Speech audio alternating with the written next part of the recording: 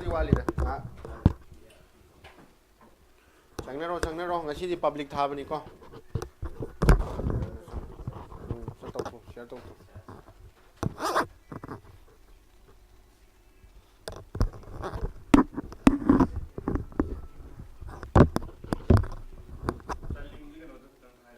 Telegram ꯊꯥꯕ ꯅꯪ ꯁꯤ ꯚꯥꯏꯖꯔ ꯅꯝꯕꯔ ꯊꯥꯈ꯭ꯔꯕ ꯅꯠꯇ꯭ꯔꯣ ꯊꯥꯈ꯭ꯔꯦ ꯑꯝꯇ ꯆꯠꯂꯒ ꯑꯝꯇ ꯍꯥꯞꯄꯒ ꯑꯩ ꯅꯝꯕꯔ ꯊꯥꯛꯇ꯭ꯔꯤꯕꯣ ꯑꯩꯒꯤ ꯊꯥꯈ꯭ꯔꯣꯕ ꯑꯝꯇ ꯍꯥꯞꯄꯣ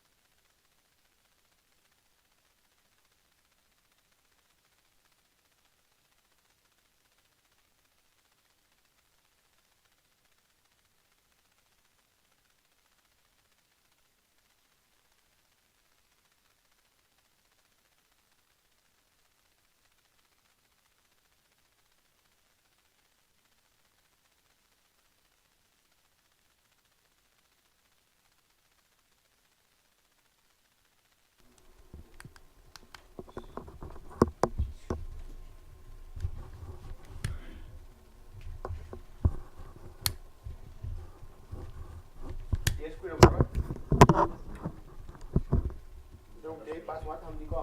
ꯄꯥꯁꯋꯥꯔꯗ ꯌꯧꯗꯕꯈꯩꯗꯣ ꯃꯤꯅꯤꯃꯝ ꯃꯥꯔꯛ ꯑꯃ ꯊꯝꯅꯤ ꯑꯗꯨ ꯌꯧꯗꯕꯈꯩꯗꯣ ꯂꯩꯔꯦ ꯑꯗꯨꯝ ꯎꯄꯥꯏ ꯂꯩꯇꯦ 10 ꯑꯣꯏꯒꯦꯔꯥ 30 ꯑꯣꯏꯒꯦꯔꯥꯀꯣ ꯀꯝꯄꯜꯁꯔꯤ ꯎꯄꯥꯏ ꯂꯩꯇꯦ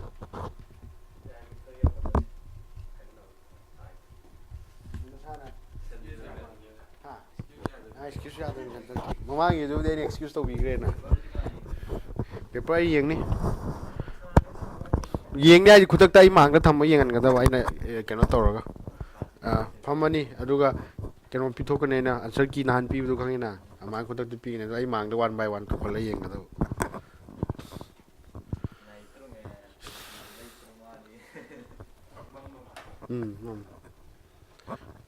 ꯌꯦꯡꯉꯣ ꯍꯧꯔꯁꯤ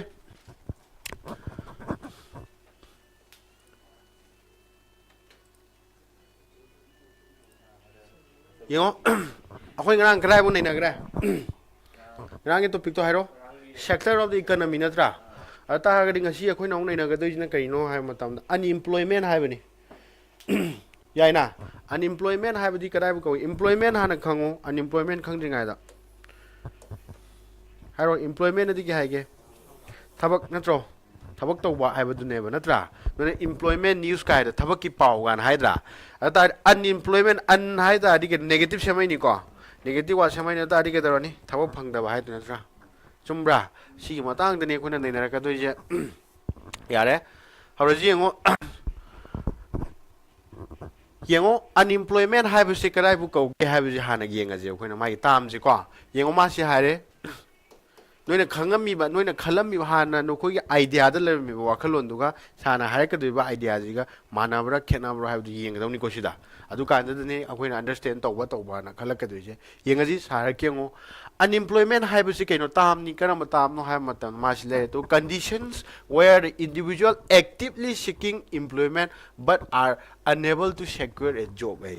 unemployment haibse kam kan wo ka dino ha matam da kana gumba let's say suppose sa ha ge sida nupa ma leire natraga se nupi ma leire makhoi ani na lepa leitana ke dore ma thabak ki thije man thabak tongna wa ha kan thabak tongna hona jab ni ko aduga thabak si ma supang phangdre mo sai job se supang phangdre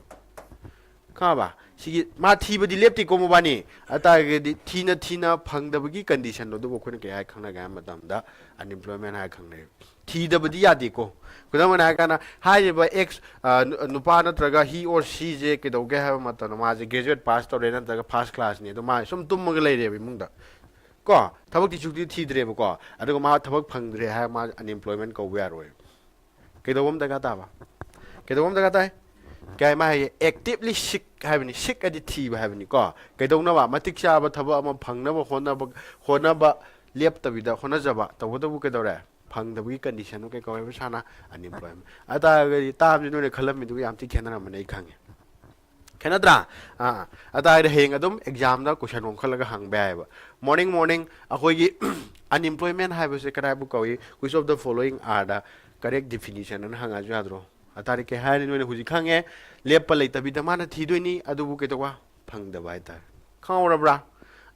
aduna unemployment je kamai na won ge hai ba ma lebak ama da sa unemployment hai bi thabak phang da mi masing kyam le hai ba je ko na kamai na calculate to gu no hai ba ma question na ma tholoi dra adu du na kamai na phang ga da ge hai ma ta ma hai ke no hai ma ta it is calculated by dividing the number of unemployed individual by the total labor force adi keno thabak suba yaraba mi duni ko thabak suba yaraba ha bi sahi matang am le tro angam sa puk tangai je thabak suba yarabo yadi ana sahi tang khak am le sahi tang khak se sibu ke ko ye khoina sida leiba mi ge je work force hai khangna ne ba kudam moina hai kana kya leba 15 de gina kya 65 ok manung de leibu je sibu khoina kya khangna ne ha matam da work force hai khangna ne yaraba sigi leiriba akhoi gi kanada sigi unemployment number du kana ne divide tong ba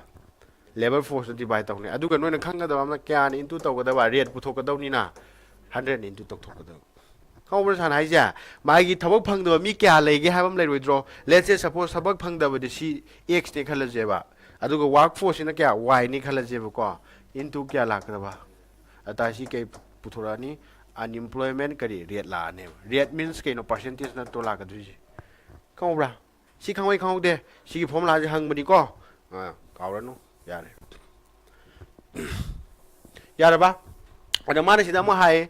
akhoi gi international labor organization nam leibu ko hai bi international labor organization labor di ke ge thabak suba mi duni ko makhoi gi damak ta yai phana bi damak ta leibu organization ni hari ba ILO jina kai hai ge ha matam da akhoi gi unemployment je kamaina define to ge ha matam ma hai as being out of a job available for actively searching for employment cha mane mathak ta hai du sana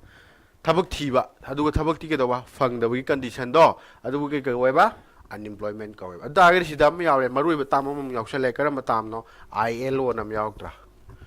ILO gi ma ji ke no full form hanga ju yad ra heng full form ni no ke haira international labor organization Prithvi पुंबद work तौबनी को मागी headquarter म मुलै रोइद्रा headquarter जे कायदे लेगेन हंगमनी काय ले हागदबा Switzerland हागदबा को Switzerland याइना अदुगा particular Switzerland की करम मफम दाना हंगज याद्रा जेनेवा तारा मनी नोइना तारे को सी मफम ज लैना हागदबा WHO की हेडक्वार्टर जु लेबुदो खवरबा कावरनु यारे यायादे अदु सिदा हाय तो माय कनागुम्बा एक समना माय थबा म तौरमेबा को माय थबक से तोखरेबा तोखगान माना थबक थीदबि तुमिना लेथोखरेबा अताय माजे अनएम्प्लॉयमेंट कौगद्रान हंगा जुयाद्रा कौरोय खौ सानाय क्वेश्चन जा एक्स को नु पाम लेरे माजे हाना थबक तौरमेबा अदु माय थबक तोखरेबा अदु माना थबक से मखा ताना तौनब सुंदि थीदबि दम लेथोखरे माजे अताय माजे अनएम्प्लॉयमेंट कौगद्रा हाय वहंगम थोलक्तरो तिके दोबा कौरोय हाय खौ si aham bai slide se gyan ta hui ko my dear online thoisa moirang them gyan ta hui ko adi akoi Korean viewers gya le thatil le noi gyan ta ho bro ta ho di ta ho dre dom habi ro ko sa da noi di yare ko adu ta ga di ngo next to me nga ji unemployment si yang mai ji ga no mo ji thi di ra ro Sinu pa ni je tabak thi ba man bra thi da ba man bra ba thi ko kamai khangi ma si thai looking for a job hai na tro thaba ma thi jari hai na tro si ju ke hai no need job hai ke no need wa ga di ke no tabak da ka wai hai na tro tabak thi ne ba ta mo ba ni je kai ko ra unemployment ko re thi da bi tu ma le bi ya di ko kamra ya ha ra si bok ta lai ba man ba ni kha lu sala ka ni mo na ta ji ko dengo types of unemployment in India maru in India da focus to kani ko ngasi ki topic sha kai no hai ha ba da no exam da kai de focus to kani world you focus to roi India da focus to kani ko ana India da ke dawi akoi gi unemployment ni makhan myam lei ko kamai to helak pun ha no si ni one by one no khang ko de yaman bai no ko ngau de ko yengo ma hai akoi na ke hai unemployment hai ba se kai no hai matam da akoi gi chakhla i ba lei ba ngang chan ta ki bu do develop hai ma developing hai ma under develop hai ma letra ana unemployment hai ba samasya je marui na khoi gi chakhal i ba le ba khudam moina India gum ba di ke do ga ma tam da adu ki matik chaw ba problem ma ne yaw re ko adu ne yo kai yaw gi heng ji akhoi gi marui na unemployment je number 1 da voluntary unemployment hai bam le ko voluntary unemployment hai ba di kai no hai ma tam da yengo sida job refusal due to dissatisfaction hai yengo sida ek ko no pa mana ke dau ge ha ma ta no ma thaba ma thijare phange ko thaba ma phange khala je wai ko thaba ma ana ma na tori ba thaba ki ma penje dre ma tolo yam da bi oi bi ai re nungai ta bi ai nungai ta bi gi oi bi ai ko ma je pen dre ba ado ma thaba ji tok thue ba ata sigum ba unemployment ma thaba tok dre na tra sigum ji ke ko ga ha ma tam da voluntary unemployment ha khang ne khang ba masana tawram ga tok thok ba hai tare ko next time yang aja involuntary hai jana kaino ha matam ra thi ja hai tar adu khudong cha ba mo so phang da bai tar adu ma thabuk taw dre tar kai kaura ni involuntary masana yaning na thabuk phang da bro si ba natte masana yaning da thabuk phang da mi moi jai na tra ba ngasai gi na thabuk ti phangi ni adu ma na pam ja da bai tok thok na tro masana ya na tok thok jai na tro ana kai kai voluntary hai tar masana ya na involuntary hai ga na kari masana yajadan hai tar khawar ba atobo makhan am ju mayam lei khudam na kan structural hai structural unemployment ka rai bu ko ge ha matam da suppose ma je usu ba hai banu pam ne khala je ma je noi sa ba gi thabam phange ma je anu ma ke dor kani chana ga drama chana ri tar ma ke dor kani tok ni ngoi dra tar ma tu ni to ka na di ke dor ni thab phang da mi ngoi ko na tra sumai na ma na hai ri ba mai du chana da bai tar khaw ni ko structural hai ga na khawrbo seasonal hai ga ke dawra seasonal na dikya ke kum na na tra khudam mon hai ka na ma ge demand le ra ga na ke dawi thaba ek suba khudam mon hai ka na rangi misri hai ji ne rangi bu 24 adum chahi chupa dum suba le bra na demand le ka na troma su du ja sigo ma ju ki kawi demand le ga na ma je thabak phang ga na employment phangwa mi thab phang ba mi mo ni thab phang da ba season nai ba ni na ke dawni thabak le tra ga na ke wa ni ma ja unemployment khango bra sa ja yawi ko next time ke ko re akoi gi cyclical hai na kadai bu ko ga matam da akoi gi ma ja hana thabak torom bai tar adu economy gi phibam je sakhulak ta bade gi ma thabak lokthok pa da yaw gre khala je tawdro noi kano da ga dili kari sima da ga yam u bodo thabak ti torom me du economy se million state ki se million phat ta bade gi thabak lokthok pa da yaw gre gan hai do sigo mo jingi ko cyclical ko ne kha ba adu disguise si ni ko yam hanjan hangi je muna tahu ko disguise unemployment je karai bu ko ge hai ta ga di ma ji ke do ga ba thabak ti ama khatang moi ba hai ta thabak ama ji da mi ama ni pulaga mi ama ni khaktang na to ya ba thabak taw do ke do ga ha matam da hekta mi ji manga tara hekta pula hupchalaga thabak to ba hai ta adu du bu khun ke khang na ga matam da disguise unemployment ko muna tahu sa hai ge suppose yum ama sa dure khala je ba si yum sa ba kan mi manga na enough for re khala je kan tabra mi manga na saba ngamba yum ne khala jeba adubu thabak phang da ba mi masing ne helabni ke doduna aiju suge na mayam yakshala kaduna tra let's say suppose mi tra nga su jale khala je yar ba ata gadi ke doni mi khara amna ma actively work to duna tra khara amna ke doni tande ma de to roi dro ke ino ha madam da sa ge mi du yamal lamani na chuma ba sigum bagi situation ji bu khuna ka khana ga madam da disguise hai khane khabo khawi de adu ke dawi frictional hai ga na kaino hai ma tam da khoi ge job transition hai bi ge thadi akhoi na khangi hanadi akhoi gi low ling bi ga ji ke dorami mi na ling na ram dro ꯂꯤꯡꯅꯔꯝꯃꯤ ꯀꯣ ꯍꯧꯖꯤꯛꯇꯤ ꯀꯩꯗꯧꯔꯦ ꯃꯦꯆꯤꯟꯅ ꯂꯣꯏ ꯑꯣꯟꯊꯣꯔꯛꯇ꯭ꯔꯣ ꯂꯧ ꯈꯥꯎꯕꯁꯨ ꯉꯥꯏꯔꯦ machine ꯂꯣꯏ ꯑꯣꯟꯊꯣꯔꯛꯇ꯭ꯔꯥ ꯁꯨꯃꯥꯏꯅ ꯇꯧꯗꯅ ꯍꯥꯟꯅ ꯇꯧꯔꯝꯕ ꯊꯕꯛ ꯑꯃ ꯇꯦꯛꯅꯣꯂꯣꯖꯤ ꯆꯥꯎꯈꯠꯂꯛꯄꯗꯒꯤ ꯃꯦꯆꯤꯟꯅ ꯃꯍꯨꯠ ꯁꯤꯟꯇꯣꯔꯛꯑꯦ ꯈꯜꯂꯁꯦꯕ ꯃꯦꯆꯤꯟꯅ ꯃꯍꯨꯠ ꯁꯤꯟꯇꯣꯛꯄ ꯃꯤꯟꯁ ꯊꯕꯛ ꯐꯪꯗꯕꯒꯤ ꯆꯥꯡ ꯍꯦꯟꯒꯠꯂꯛꯀꯅꯤ ꯅꯠꯇ꯭ꯔꯥ ꯁꯨꯃꯥꯏꯅ ꯑꯣꯏꯍꯟꯕꯁꯤꯅ ꯀꯩ ꯀꯧꯒꯦ ꯍꯥꯏꯕ ꯃꯇꯝꯗ ꯐ꯭ꯔꯤꯛꯁꯅꯦꯜ ꯀꯩ ꯀꯧꯋꯦꯕ ꯑꯟꯏꯝꯄ꯭ꯂꯣꯏꯃꯦꯟ ꯀꯧꯋꯦꯕ ꯁꯤ ꯒ꯭ꯌꯥꯟ ꯇꯥꯕ ꯇꯥꯍꯧꯔꯕ ꯇꯥꯔꯣ ꯃꯇꯝ ꯆꯪꯖꯁꯅꯨꯀꯣ ꯄꯨꯡ ꯑꯃ ꯍꯦꯟꯖꯁꯅꯨ ꯒ꯭ꯌꯥꯟ ꯇꯥꯅꯕ ꯈꯪꯉꯣ ꯚꯣꯂꯨꯟꯇꯔꯤ ꯍꯥꯏꯔꯒꯅ ꯃꯁꯥꯅ ꯑꯣꯏꯍꯟꯖꯕ ꯍꯥꯏꯇꯥꯔꯦ ꯏꯟꯚꯣꯂꯨꯟꯇꯔꯤ ꯍꯥꯏꯔꯒꯅ ꯃꯁꯥꯅ ꯊꯤꯖꯕ ꯗꯥꯎ ꯌꯥꯖꯗꯕ ꯍꯥꯏꯇꯥꯔꯦꯀꯣ ꯐꯪꯖꯗꯕ ꯁ꯭ꯇ꯭ꯔꯛꯆꯔꯦꯜ ꯍꯥꯏꯔꯒꯅ ꯀꯔꯤ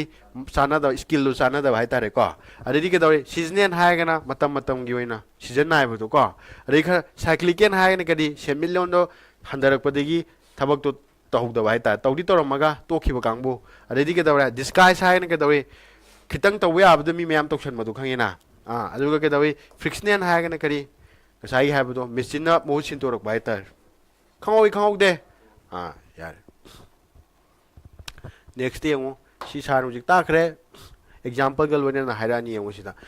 ꯏꯟꯚꯣꯂꯨꯟꯇꯔꯤ ꯍꯥꯏꯗꯤ ꯀꯩ ꯍꯥꯏꯒꯦ ꯃꯥꯅ ꯑꯗꯨꯝ ꯊꯤꯖꯗꯣꯏꯅꯦꯕ ꯊꯕꯛꯁꯦ ꯑꯗꯨꯒ ꯐꯪꯗꯕ ꯍꯥꯏꯕ ꯅꯠꯇ꯭ꯔꯣ ꯑꯗꯨꯒ ꯑꯦꯛꯖꯥꯝꯄꯜ ꯌꯦꯡꯉꯁꯦꯕ fresh graduate in urban area struggle to secure unemployment despite multiple applications ꯍꯥꯏ ꯑꯩꯁꯦ ꯒ꯭ꯔꯦꯖꯨꯋꯦꯠ ꯂꯣꯏꯔꯕ ꯅꯨꯄꯥ ꯑꯃꯅꯤ ꯈꯜꯂꯁꯦꯕ ꯊꯕꯛ ꯇꯧꯖꯒꯦꯅ ꯑꯩꯅ ꯑꯦꯄ꯭ꯂꯤꯀꯦꯁꯟꯒ ꯃꯌꯥꯝ ꯊꯥꯖꯤꯜꯂꯦꯕ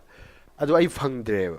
ꯀꯩꯒꯤ ꯐꯪꯗ꯭ꯔꯤꯕ ꯈꯨꯗꯣꯡꯆꯥꯗꯕ ꯃꯌꯥꯝ ꯂꯩ ꯅꯠꯇ꯭ꯔꯣ ꯍꯥꯏꯕꯗꯤ ꯖꯣꯕ ꯄꯤꯕꯤꯅꯕ ꯀꯅꯥꯝ ꯂꯩꯇ꯭ꯔꯤꯅꯦꯕ ꯁꯤꯒꯤ ꯁꯤꯆꯨꯋꯦꯁꯟꯁꯤ ꯀꯩ ꯀꯧꯋꯦꯕ ꯏꯟꯚꯣꯂꯨꯟꯇꯔꯤ ꯀꯧꯔꯅꯦꯕ ꯌꯥꯎꯔꯕ ꯁꯤ ꯀꯟꯐ꯭ꯌꯨꯖꯟ ꯂꯩꯇ꯭ꯔꯦꯀꯣ ꯅꯦꯛꯁꯇ ꯌꯦꯡꯉꯣ ꯚꯣꯂꯨꯟꯇꯔꯤ ꯍꯥꯏꯔꯒꯅ ꯀꯩ ꯍꯥꯏꯒꯦ ꯑꯦꯛꯖꯥꯝꯄꯜ ꯌꯦꯡꯉꯁꯤ ꯑꯦ ꯍꯥꯏꯂꯤ ꯀ꯭ꯋꯥꯂꯤꯐꯥꯏꯠ ꯏꯟꯖꯤꯅꯤꯌꯔ ꯔꯤꯐ꯭ꯌꯨꯖꯤꯡ ꯑꯦ ꯂꯣ ꯄꯦꯌꯤꯡ ꯀꯁꯇꯃꯔ ꯁꯥꯔꯚꯤꯁ ꯖꯣꯕ ꯍꯥꯏ ꯐꯖꯅ ꯍꯩꯁꯤꯡꯉꯕ ꯏꯟꯖꯤꯅꯤꯌꯥꯔ ꯑꯃ ꯀꯝꯄꯅꯤ ꯑꯃꯅ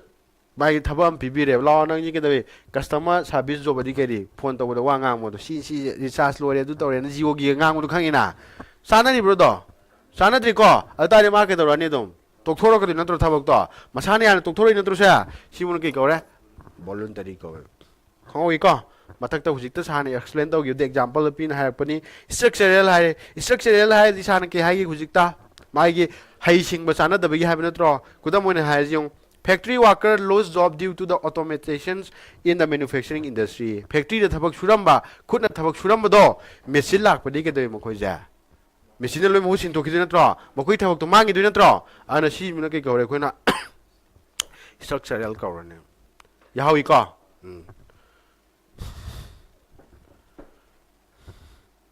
ꯑꯟꯗꯔ ꯏꯝꯄ꯭ꯂꯣꯏꯃꯦꯟ ꯍꯥꯏꯔꯁꯨ ꯌꯥꯕ꯭ꯔꯣ ꯀꯔꯝꯕꯅꯣ ꯁ꯭ꯇ꯭ꯔꯛꯆꯔꯦꯜ ꯌꯥꯔꯣꯏ ꯑꯟꯗꯔ ꯏꯝꯄ꯭ꯂꯣꯏꯃꯦꯟ ꯍꯥꯏꯕꯗꯤ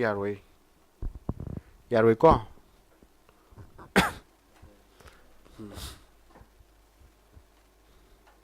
ꯈꯪꯍꯧꯔꯦꯀꯣ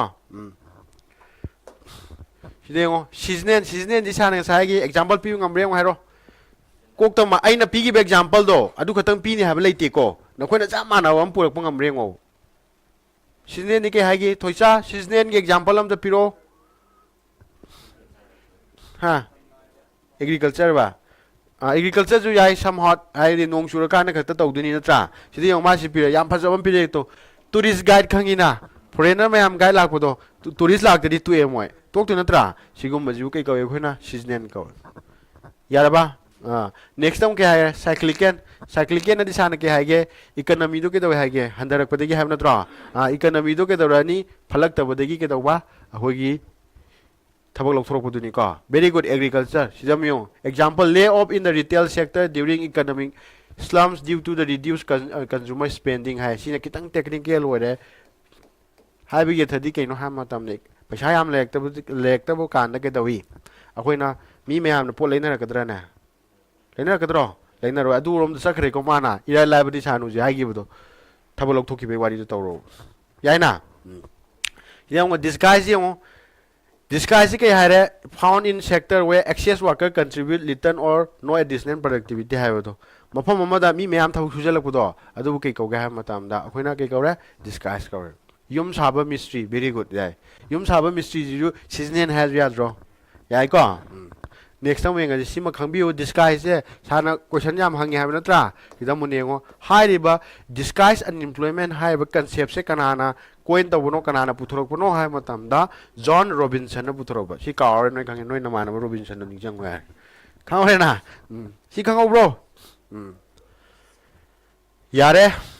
ꯐ꯭ꯔꯤꯛꯁꯅꯦꯜ ꯍꯥꯏꯔꯒꯅ ꯁꯥꯔꯅ ꯀꯩ ꯍꯥꯏꯒꯤ job transfer tꯧꯔꯛꯄꯗꯨꯅꯤ ꯍꯥꯏꯕ ꯅꯠꯇ꯭ꯔꯣ transition ꯇꯧꯔꯛꯄꯗꯣ ꯈꯪꯍꯧꯏꯅ ꯃꯦꯆꯤꯟꯅ ꯁꯤꯟꯇꯣꯔꯛꯄꯒꯤ ꯋꯥꯔꯤ ꯇꯧꯈꯤꯕꯗꯣ ꯁꯤꯗ ꯀꯔꯤ ꯆꯤꯡꯅꯕ ꯂꯩꯔꯤ ꯕꯍꯨꯕꯂꯤ ꯂꯩꯔꯤꯕ꯭ꯔꯥ ꯁꯤꯒꯤꯗꯤ ꯆꯤꯡꯅꯕ ꯂꯩꯔꯤꯕ꯭ꯔꯥ ꯍꯥꯏꯔꯣ types of unemployment sꯤꯗ ꯍꯪꯕꯅꯤ which of the following are the types of unemployment in India ꯒꯥꯅ ꯍꯪꯉꯛꯀꯅꯤ ꯀꯣ ꯁꯤ ꯃꯌꯥꯝꯁꯦ ꯂꯣꯏ ꯐꯥꯒꯗꯕ fictional disguise cyclical seasonal ꯑꯗꯩ ꯀꯔꯤ ꯃꯊꯛꯇ ꯌꯥꯎꯈꯤꯕꯁꯦ structural voluntary involuntary ꯒꯥꯁꯤ ꯂꯣꯏ ꯌꯥꯎꯒꯗꯕ ꯐꯥꯗꯣꯛꯀꯗꯕ ꯀꯣ ꯀꯩꯅꯣ example ꯗꯛ ꯄꯤꯕ ꯉꯝꯒꯗꯕ ꯌꯥꯎꯔꯕ ꯀꯩꯁꯨ ꯀꯨꯏꯔꯣꯏꯗ ꯄꯨꯡ ꯒꯥꯌꯥꯝꯒꯤ ꯋꯥꯔꯤ ꯈꯛꯇꯅꯤ ꯃꯨꯟꯅ ꯌꯦꯡꯉꯣ ꯃꯥꯅ ꯀꯩ ꯍꯥꯏꯔꯦ causes of unemployment in India ꯍꯥꯏ ꯑꯩꯈꯣꯏꯒꯤ ꯏꯟꯗꯤꯌꯥꯗ unemployment ꯊꯕꯛ ꯐꯪꯗꯕꯒꯤ ꯁꯃꯁ꯭ꯌꯥꯁꯦ ꯏꯟꯗꯤꯌꯥꯗ ꯂꯩꯔꯤꯁꯦ ꯀꯩ ꯃꯔꯝꯒꯤꯅꯣ ꯁꯤꯅꯤ ꯃꯔꯝ ꯌꯥꯝ ꯌꯥꯝꯃꯤꯀꯣ ꯁꯤꯗꯤ ꯑꯗꯨꯅ ꯑꯩꯈꯣꯏꯅ ꯃꯔꯨꯑꯣꯏꯕ ꯃꯔꯝ ꯈꯔ ꯂꯧꯈꯠꯀꯅꯦꯕꯀꯣ ꯑꯗꯨꯒ ꯑꯩꯈꯣꯏꯅ ꯅꯩꯅꯒꯅꯤ ꯌꯦꯡꯉꯣ ꯁꯤ ꯍꯥꯏꯔꯦ ꯇꯨ ꯃꯥ ꯍꯥꯏ ꯁꯤꯗ ꯌꯦꯡꯉꯣ socio economic challenges like caste based discrimination adi kya haige akhoi gi miyoiba mana si mijini madi thab piba ya de gana akhoi gi yetna ba leitra atomba jati ni madi awang jati ni leitra ko sigum mayam lei aduga mana kari sluggish growth haibadi kaino sluggish growth adi ke dawai chang manana phajna akhoi na growth lakta bai tare sakholakta bai tare sigum mayam adi ke dawai number 1 khwadi maruiba overpopulation adi ke hai mi masing yam henba lebam thokpa mi masing hengkat thokpa population hengkat tapa hengkat kanu haibdi sunga yaro hengkat kaneba ko adu sang amada hengkat padudi kisu kai deba haka bak laune hengkalak pajine matha sais khawra siba khambiro aduna kedawi akoina magi factors mayam je akoina kedawrani one by one yengani makha dengu akoi gi maru eba factor khari yaw man haire seasonal agriculture di ke hage kum naira koina low singu tawdo chahi chupa udabdo ko sima khambiro informal sector dingarang san hai gibdo unorganized sector ga cha mane habadi magi job security leitabdo phangagana paisa mayam phangba phangragana pot sitragana sungsi sitaba kangbu adugumba flow education adi kari education system da koina maming tagi certificate tagi khallaga sum tawleiba yaina adi skill gap adi ki hage haisingba watpa automation adi kari machine na loisin torakpa khain ko adi and limited accessibility di ke hage akoina khudong chaba mayam do loina changba phangma ngam da bai tar yabro yadabro shi mayam jina ke dawrage haba matam da India da thabak phangdabagi changje aduki matik wangkhalan mada mateng pangi factor ama khatana oiroi khawrba yeng reasons for unemployment hapechorapam yeng moroi bagai ni khasan mai overpopulation jare ko ai thabak marang kaina thambi da bai tare adiri ke dari agriculture sana ke hage pothok chathok yam lei haibro leite adiri ke obsolete technology obsolete adi ke hage ari bai bani chana matam ga chana dra bai tare matam ga chana dra bai tare chana dra ba technology khaba adiri economic decline semilon jesum maning chatharak ba khoi manipur jik tawri ji tawdro lana maram moy kana ke dawi business to boya bro yadi ana ke dawrani pochi moment cha tangkhalai do adai ke dara ineffective haisar policy habdi ke no akhoi human resource habni haisar habdi ko ana akhoi gi human mioi baji kamai tawdana akhoi gi thabak pi gani habgi policy program mayam ja government na phajna pakhat pi da bai ta yahora ba sigumo ma chamane sida ju yawre yare na yang sluggish economic growth hai sluggish economic growth adi sana ke hagi ge ha phajana growth lector ba hai natro numit khudingi ke dore missing chahi khudingi missing di henkalakani henkaloi chahi di chupagi sum henkalakani aduga magi chathok pothok to na sum handarakta adi ke dorani chaba kona gidra kona roi adu ta hana thabok torom mi ju dum thabok phangak taw je mosan ta bane sumi ko next time yang overpopulation adi kai sana hai kre missing ka he ne hengalak bodo natra missing ka he ne hengalak bodo mi manga na saram poto mi missing hengalak ta di ke dawdu no puk thalak kadro thaloi adu ta as a whole country gi yenga ji adu ta di ke dawrani yagidra haro ne yaroi natra masang dam ke hare seasonal nature of agriculture akhoi gi chahi ma je tha kyano lai je tha train thoi netro tha train thoi chupa ji bu hekta khoi manipur da living example ek lo ne tha train thoi chupa labu ke sangal le brane laite just matam khra khakta ne ꯌꯥꯕ꯭ꯔꯥ ꯁꯨꯃꯥꯏꯅ ꯇꯧꯗꯅ ꯑꯗꯩꯗꯤ ꯀꯩꯗꯧꯔꯦ under employment ꯍꯥꯏ ꯇꯣ under employment ꯄꯨꯈꯠꯂꯛꯈꯤꯕꯗꯣ ꯊꯣꯏꯁꯥꯅ under employment ꯍꯥꯏꯕꯗꯤ ꯀꯩꯅꯣ ꯍꯥꯏꯕ ꯃꯇꯝꯗ limited access two ꯗ production resources ꯍꯥꯏꯕꯅꯤꯀꯣ ꯉꯁꯥꯏꯒꯤ ꯑꯩꯈꯣꯏꯒꯤ ꯄꯣꯠ ꯆꯩ ꯄꯨꯊꯣꯔꯛꯀꯗꯕ ꯑꯃ ꯇꯧꯔꯛꯀꯗꯕ ꯃꯌꯥꯝꯗꯣ ꯑꯗꯨꯗ ꯀꯩꯗꯧꯋꯤ ꯃꯤ ꯃꯌꯥꯝꯗꯣ ꯄꯨꯂꯞ ꯆꯪꯉꯒ ꯄꯨꯂꯞ ꯄꯨꯊꯣꯛꯃꯤꯟꯅꯕ ꯌꯥꯏꯑꯕ ꯑꯗꯨꯗꯣ ꯀꯩꯗꯧꯕ ꯈꯤꯇꯪ ꯆꯪꯍꯟꯕ ꯍꯥꯏꯇꯥꯔꯦ ꯌꯥꯔꯕ ꯑꯗꯨ ꯇꯥꯔꯒꯗꯤ ꯃꯤ ꯈꯤꯇꯪꯒ ꯊꯕꯛ ꯁꯨ ꯇꯥꯔꯗꯤ ꯀꯩꯗꯧꯔꯅꯤ ꯄ꯭ꯔꯗꯛꯁꯟꯗꯣ ꯍꯦꯟꯒꯠꯂꯛꯈꯤꯗ꯭ꯔꯣ ꯍꯦꯟꯒꯠꯂꯛꯑꯔꯣꯏ ꯁꯤ ꯃꯌꯥꯝ ꯈꯨꯗꯝ ꯑꯣꯏꯅ ꯍꯥꯏꯔ ꯀꯥꯟꯗ ꯀꯩꯗꯧꯏ ꯑꯩꯈꯣꯏꯒꯤ ꯔꯣ ꯃꯦꯇꯔꯤꯌꯦꯜꯒꯨꯝꯕ ꯏꯅꯔꯖꯤꯒꯨꯝꯕ ꯁꯤ ꯃꯌꯥꯝꯁꯦ ꯐꯖꯅ ꯑꯩꯈꯣꯏꯅ ꯊꯕꯛꯇꯣ ꯐꯖꯅ ꯁꯨ ꯇꯥꯔꯒꯗꯤ ꯀꯩꯗꯧꯗꯣꯏꯅꯣ ꯄꯣꯠꯊꯣꯛꯇꯣ ꯍꯦꯟꯊꯣꯔꯛꯀꯗꯣꯏ ꯅꯠꯇ꯭ꯔꯣ ꯑꯗꯨꯇꯥꯔꯗꯤ ꯏꯅꯔꯖꯤ ꯃꯌꯥꯝꯗꯣ ꯑꯩꯈꯣꯏꯅ ꯃꯔꯥꯡ ꯀꯥꯏꯅ ꯂꯧꯊꯣꯛꯑꯦ ꯈꯜꯂꯁꯤ ꯋꯥꯔꯤꯅꯤ ꯔꯤꯁꯣꯔꯁ ꯃꯌꯥꯝꯗꯣ ꯑꯩꯈꯣꯏꯅ ꯐꯖꯅ ꯂꯧꯊꯣꯛꯑꯦ ꯈꯜꯂꯁꯤ ꯑꯗꯨ ꯃꯌꯥꯝꯗꯣ ꯑꯃꯨꯛ ꯁꯤꯖꯤꯟꯅꯔꯀꯥꯟꯗꯨꯗ ꯀꯥꯟꯅꯕ ꯑꯣꯜꯂꯛꯅꯕ ꯃꯤ ꯃꯌꯥꯝ ꯑꯃꯨꯛ ꯊꯕꯛ ꯇꯧꯔꯛꯑꯣꯏꯗ꯭ꯔꯣ ꯑꯗꯨꯇꯥꯔꯗꯤ ꯀꯩꯗꯧꯔꯛꯀꯗꯣꯏꯅꯣ ꯃꯁꯥ ꯃꯇꯣꯟꯗ ꯏꯝꯄ꯭ꯂꯣꯏꯃꯦꯟꯗꯣ ꯖꯦꯅꯦꯔꯦꯠ ꯇꯧꯔꯛꯀꯗꯣꯏ ꯅꯠꯇ꯭ꯔꯕ ꯈꯨꯗꯝ ꯑꯣꯏꯅ ꯍꯥꯏꯔ ꯀꯥꯟꯗ ꯀꯥꯏꯗ ꯔꯨꯔꯦꯜ ꯑꯦꯔꯤꯌꯥꯗ ꯑꯩꯈꯣꯏꯒꯤ ꯑꯅꯝꯕꯅ ꯔꯤꯁꯣꯔꯁꯁꯤꯡꯁꯦ ꯀꯥꯏꯗ ꯂꯩꯒꯦ ꯋꯥꯠ ꯗꯨ ꯌꯨ ꯃꯤꯟ ꯕꯥꯏ ꯔꯤꯁꯣꯔꯁꯇꯤ ꯈꯪꯕ꯭ꯔꯥ ꯁꯥꯔꯅ ꯔꯤꯁꯣꯔꯁꯇꯤ ꯍꯥꯏꯔꯦ ꯈꯪꯉꯕ ꯈꯪꯗꯦ ꯈꯪꯗ ꯇꯥꯔꯗꯤ ꯁꯥꯔ ꯍꯥꯏꯔꯝꯃꯒꯦ ꯌꯦꯡꯉꯨ ꯃꯣꯏꯅ ꯇꯥꯎ ꯑꯩ ꯏꯔꯛꯀꯦ ꯌꯦꯡꯉꯨ anything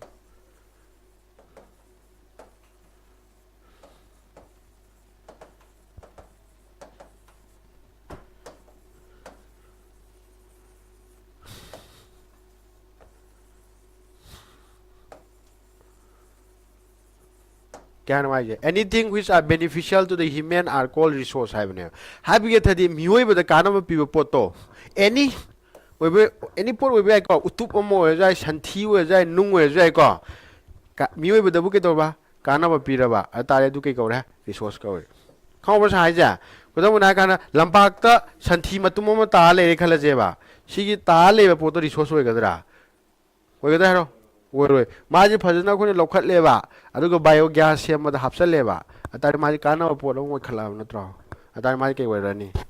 ꯔꯤꯁꯣꯔꯁ ꯑꯣꯏꯔꯛꯀꯗꯣꯏ ꯅꯠꯇ꯭ꯔꯥ ꯑꯟꯗꯔ ꯗꯤꯕꯂꯞꯃꯦꯟ ꯍꯥꯏꯇꯥꯔꯦ ꯉꯁꯥꯏ ꯁꯤꯒꯤ ꯁꯟꯊꯤꯁꯦ ꯁꯥꯟꯅ ꯂꯧꯈꯠꯂꯒ ꯕꯥꯏꯑꯣꯒ꯭ꯌꯥꯁꯇ ꯍꯥꯞꯄꯒꯤ ꯋꯥꯔꯤ ꯑꯃ ꯇꯧꯗ꯭ꯔꯣ ꯍꯧꯖꯤꯛ ꯑꯗꯨ ꯇꯧꯕꯗꯣ ꯇꯧꯗꯕ ꯍꯥꯏꯇꯥꯔꯦ ꯇꯧ ꯇꯥꯔꯒꯗꯤ ꯀꯩꯗꯧꯔꯅꯤ ꯀꯥꯟꯅꯕ ꯃꯌꯥꯝ ꯑꯣꯏꯔꯛꯇꯣꯏ ꯅꯠꯇ꯭ꯔꯣ ꯕꯥꯏꯑꯣꯒ꯭ꯌꯥꯁ ꯁꯦꯝꯃꯦ ꯈꯜꯂꯦ ꯕꯥꯏꯑꯣꯒ꯭ꯌꯥꯁꯁꯦ ꯒ꯭ꯌꯥꯁ ꯁꯨꯡꯉꯀꯥꯟꯗ ꯒ꯭ꯌꯥꯁ ꯑꯣꯏꯅ ꯌꯣꯜꯂꯁꯨ ꯌꯥꯗ꯭ꯔꯣ ꯑꯗꯨ ꯌꯣꯟꯅꯕ ꯍꯣꯠꯅꯕ ꯀꯥꯟꯗ ꯊꯕꯛ ꯑꯃꯃꯨꯛ ꯇꯧꯔꯛꯀꯗꯣꯏ ꯅꯠꯇ꯭ꯔꯣ ꯑꯗꯨꯇꯥꯔꯗꯤ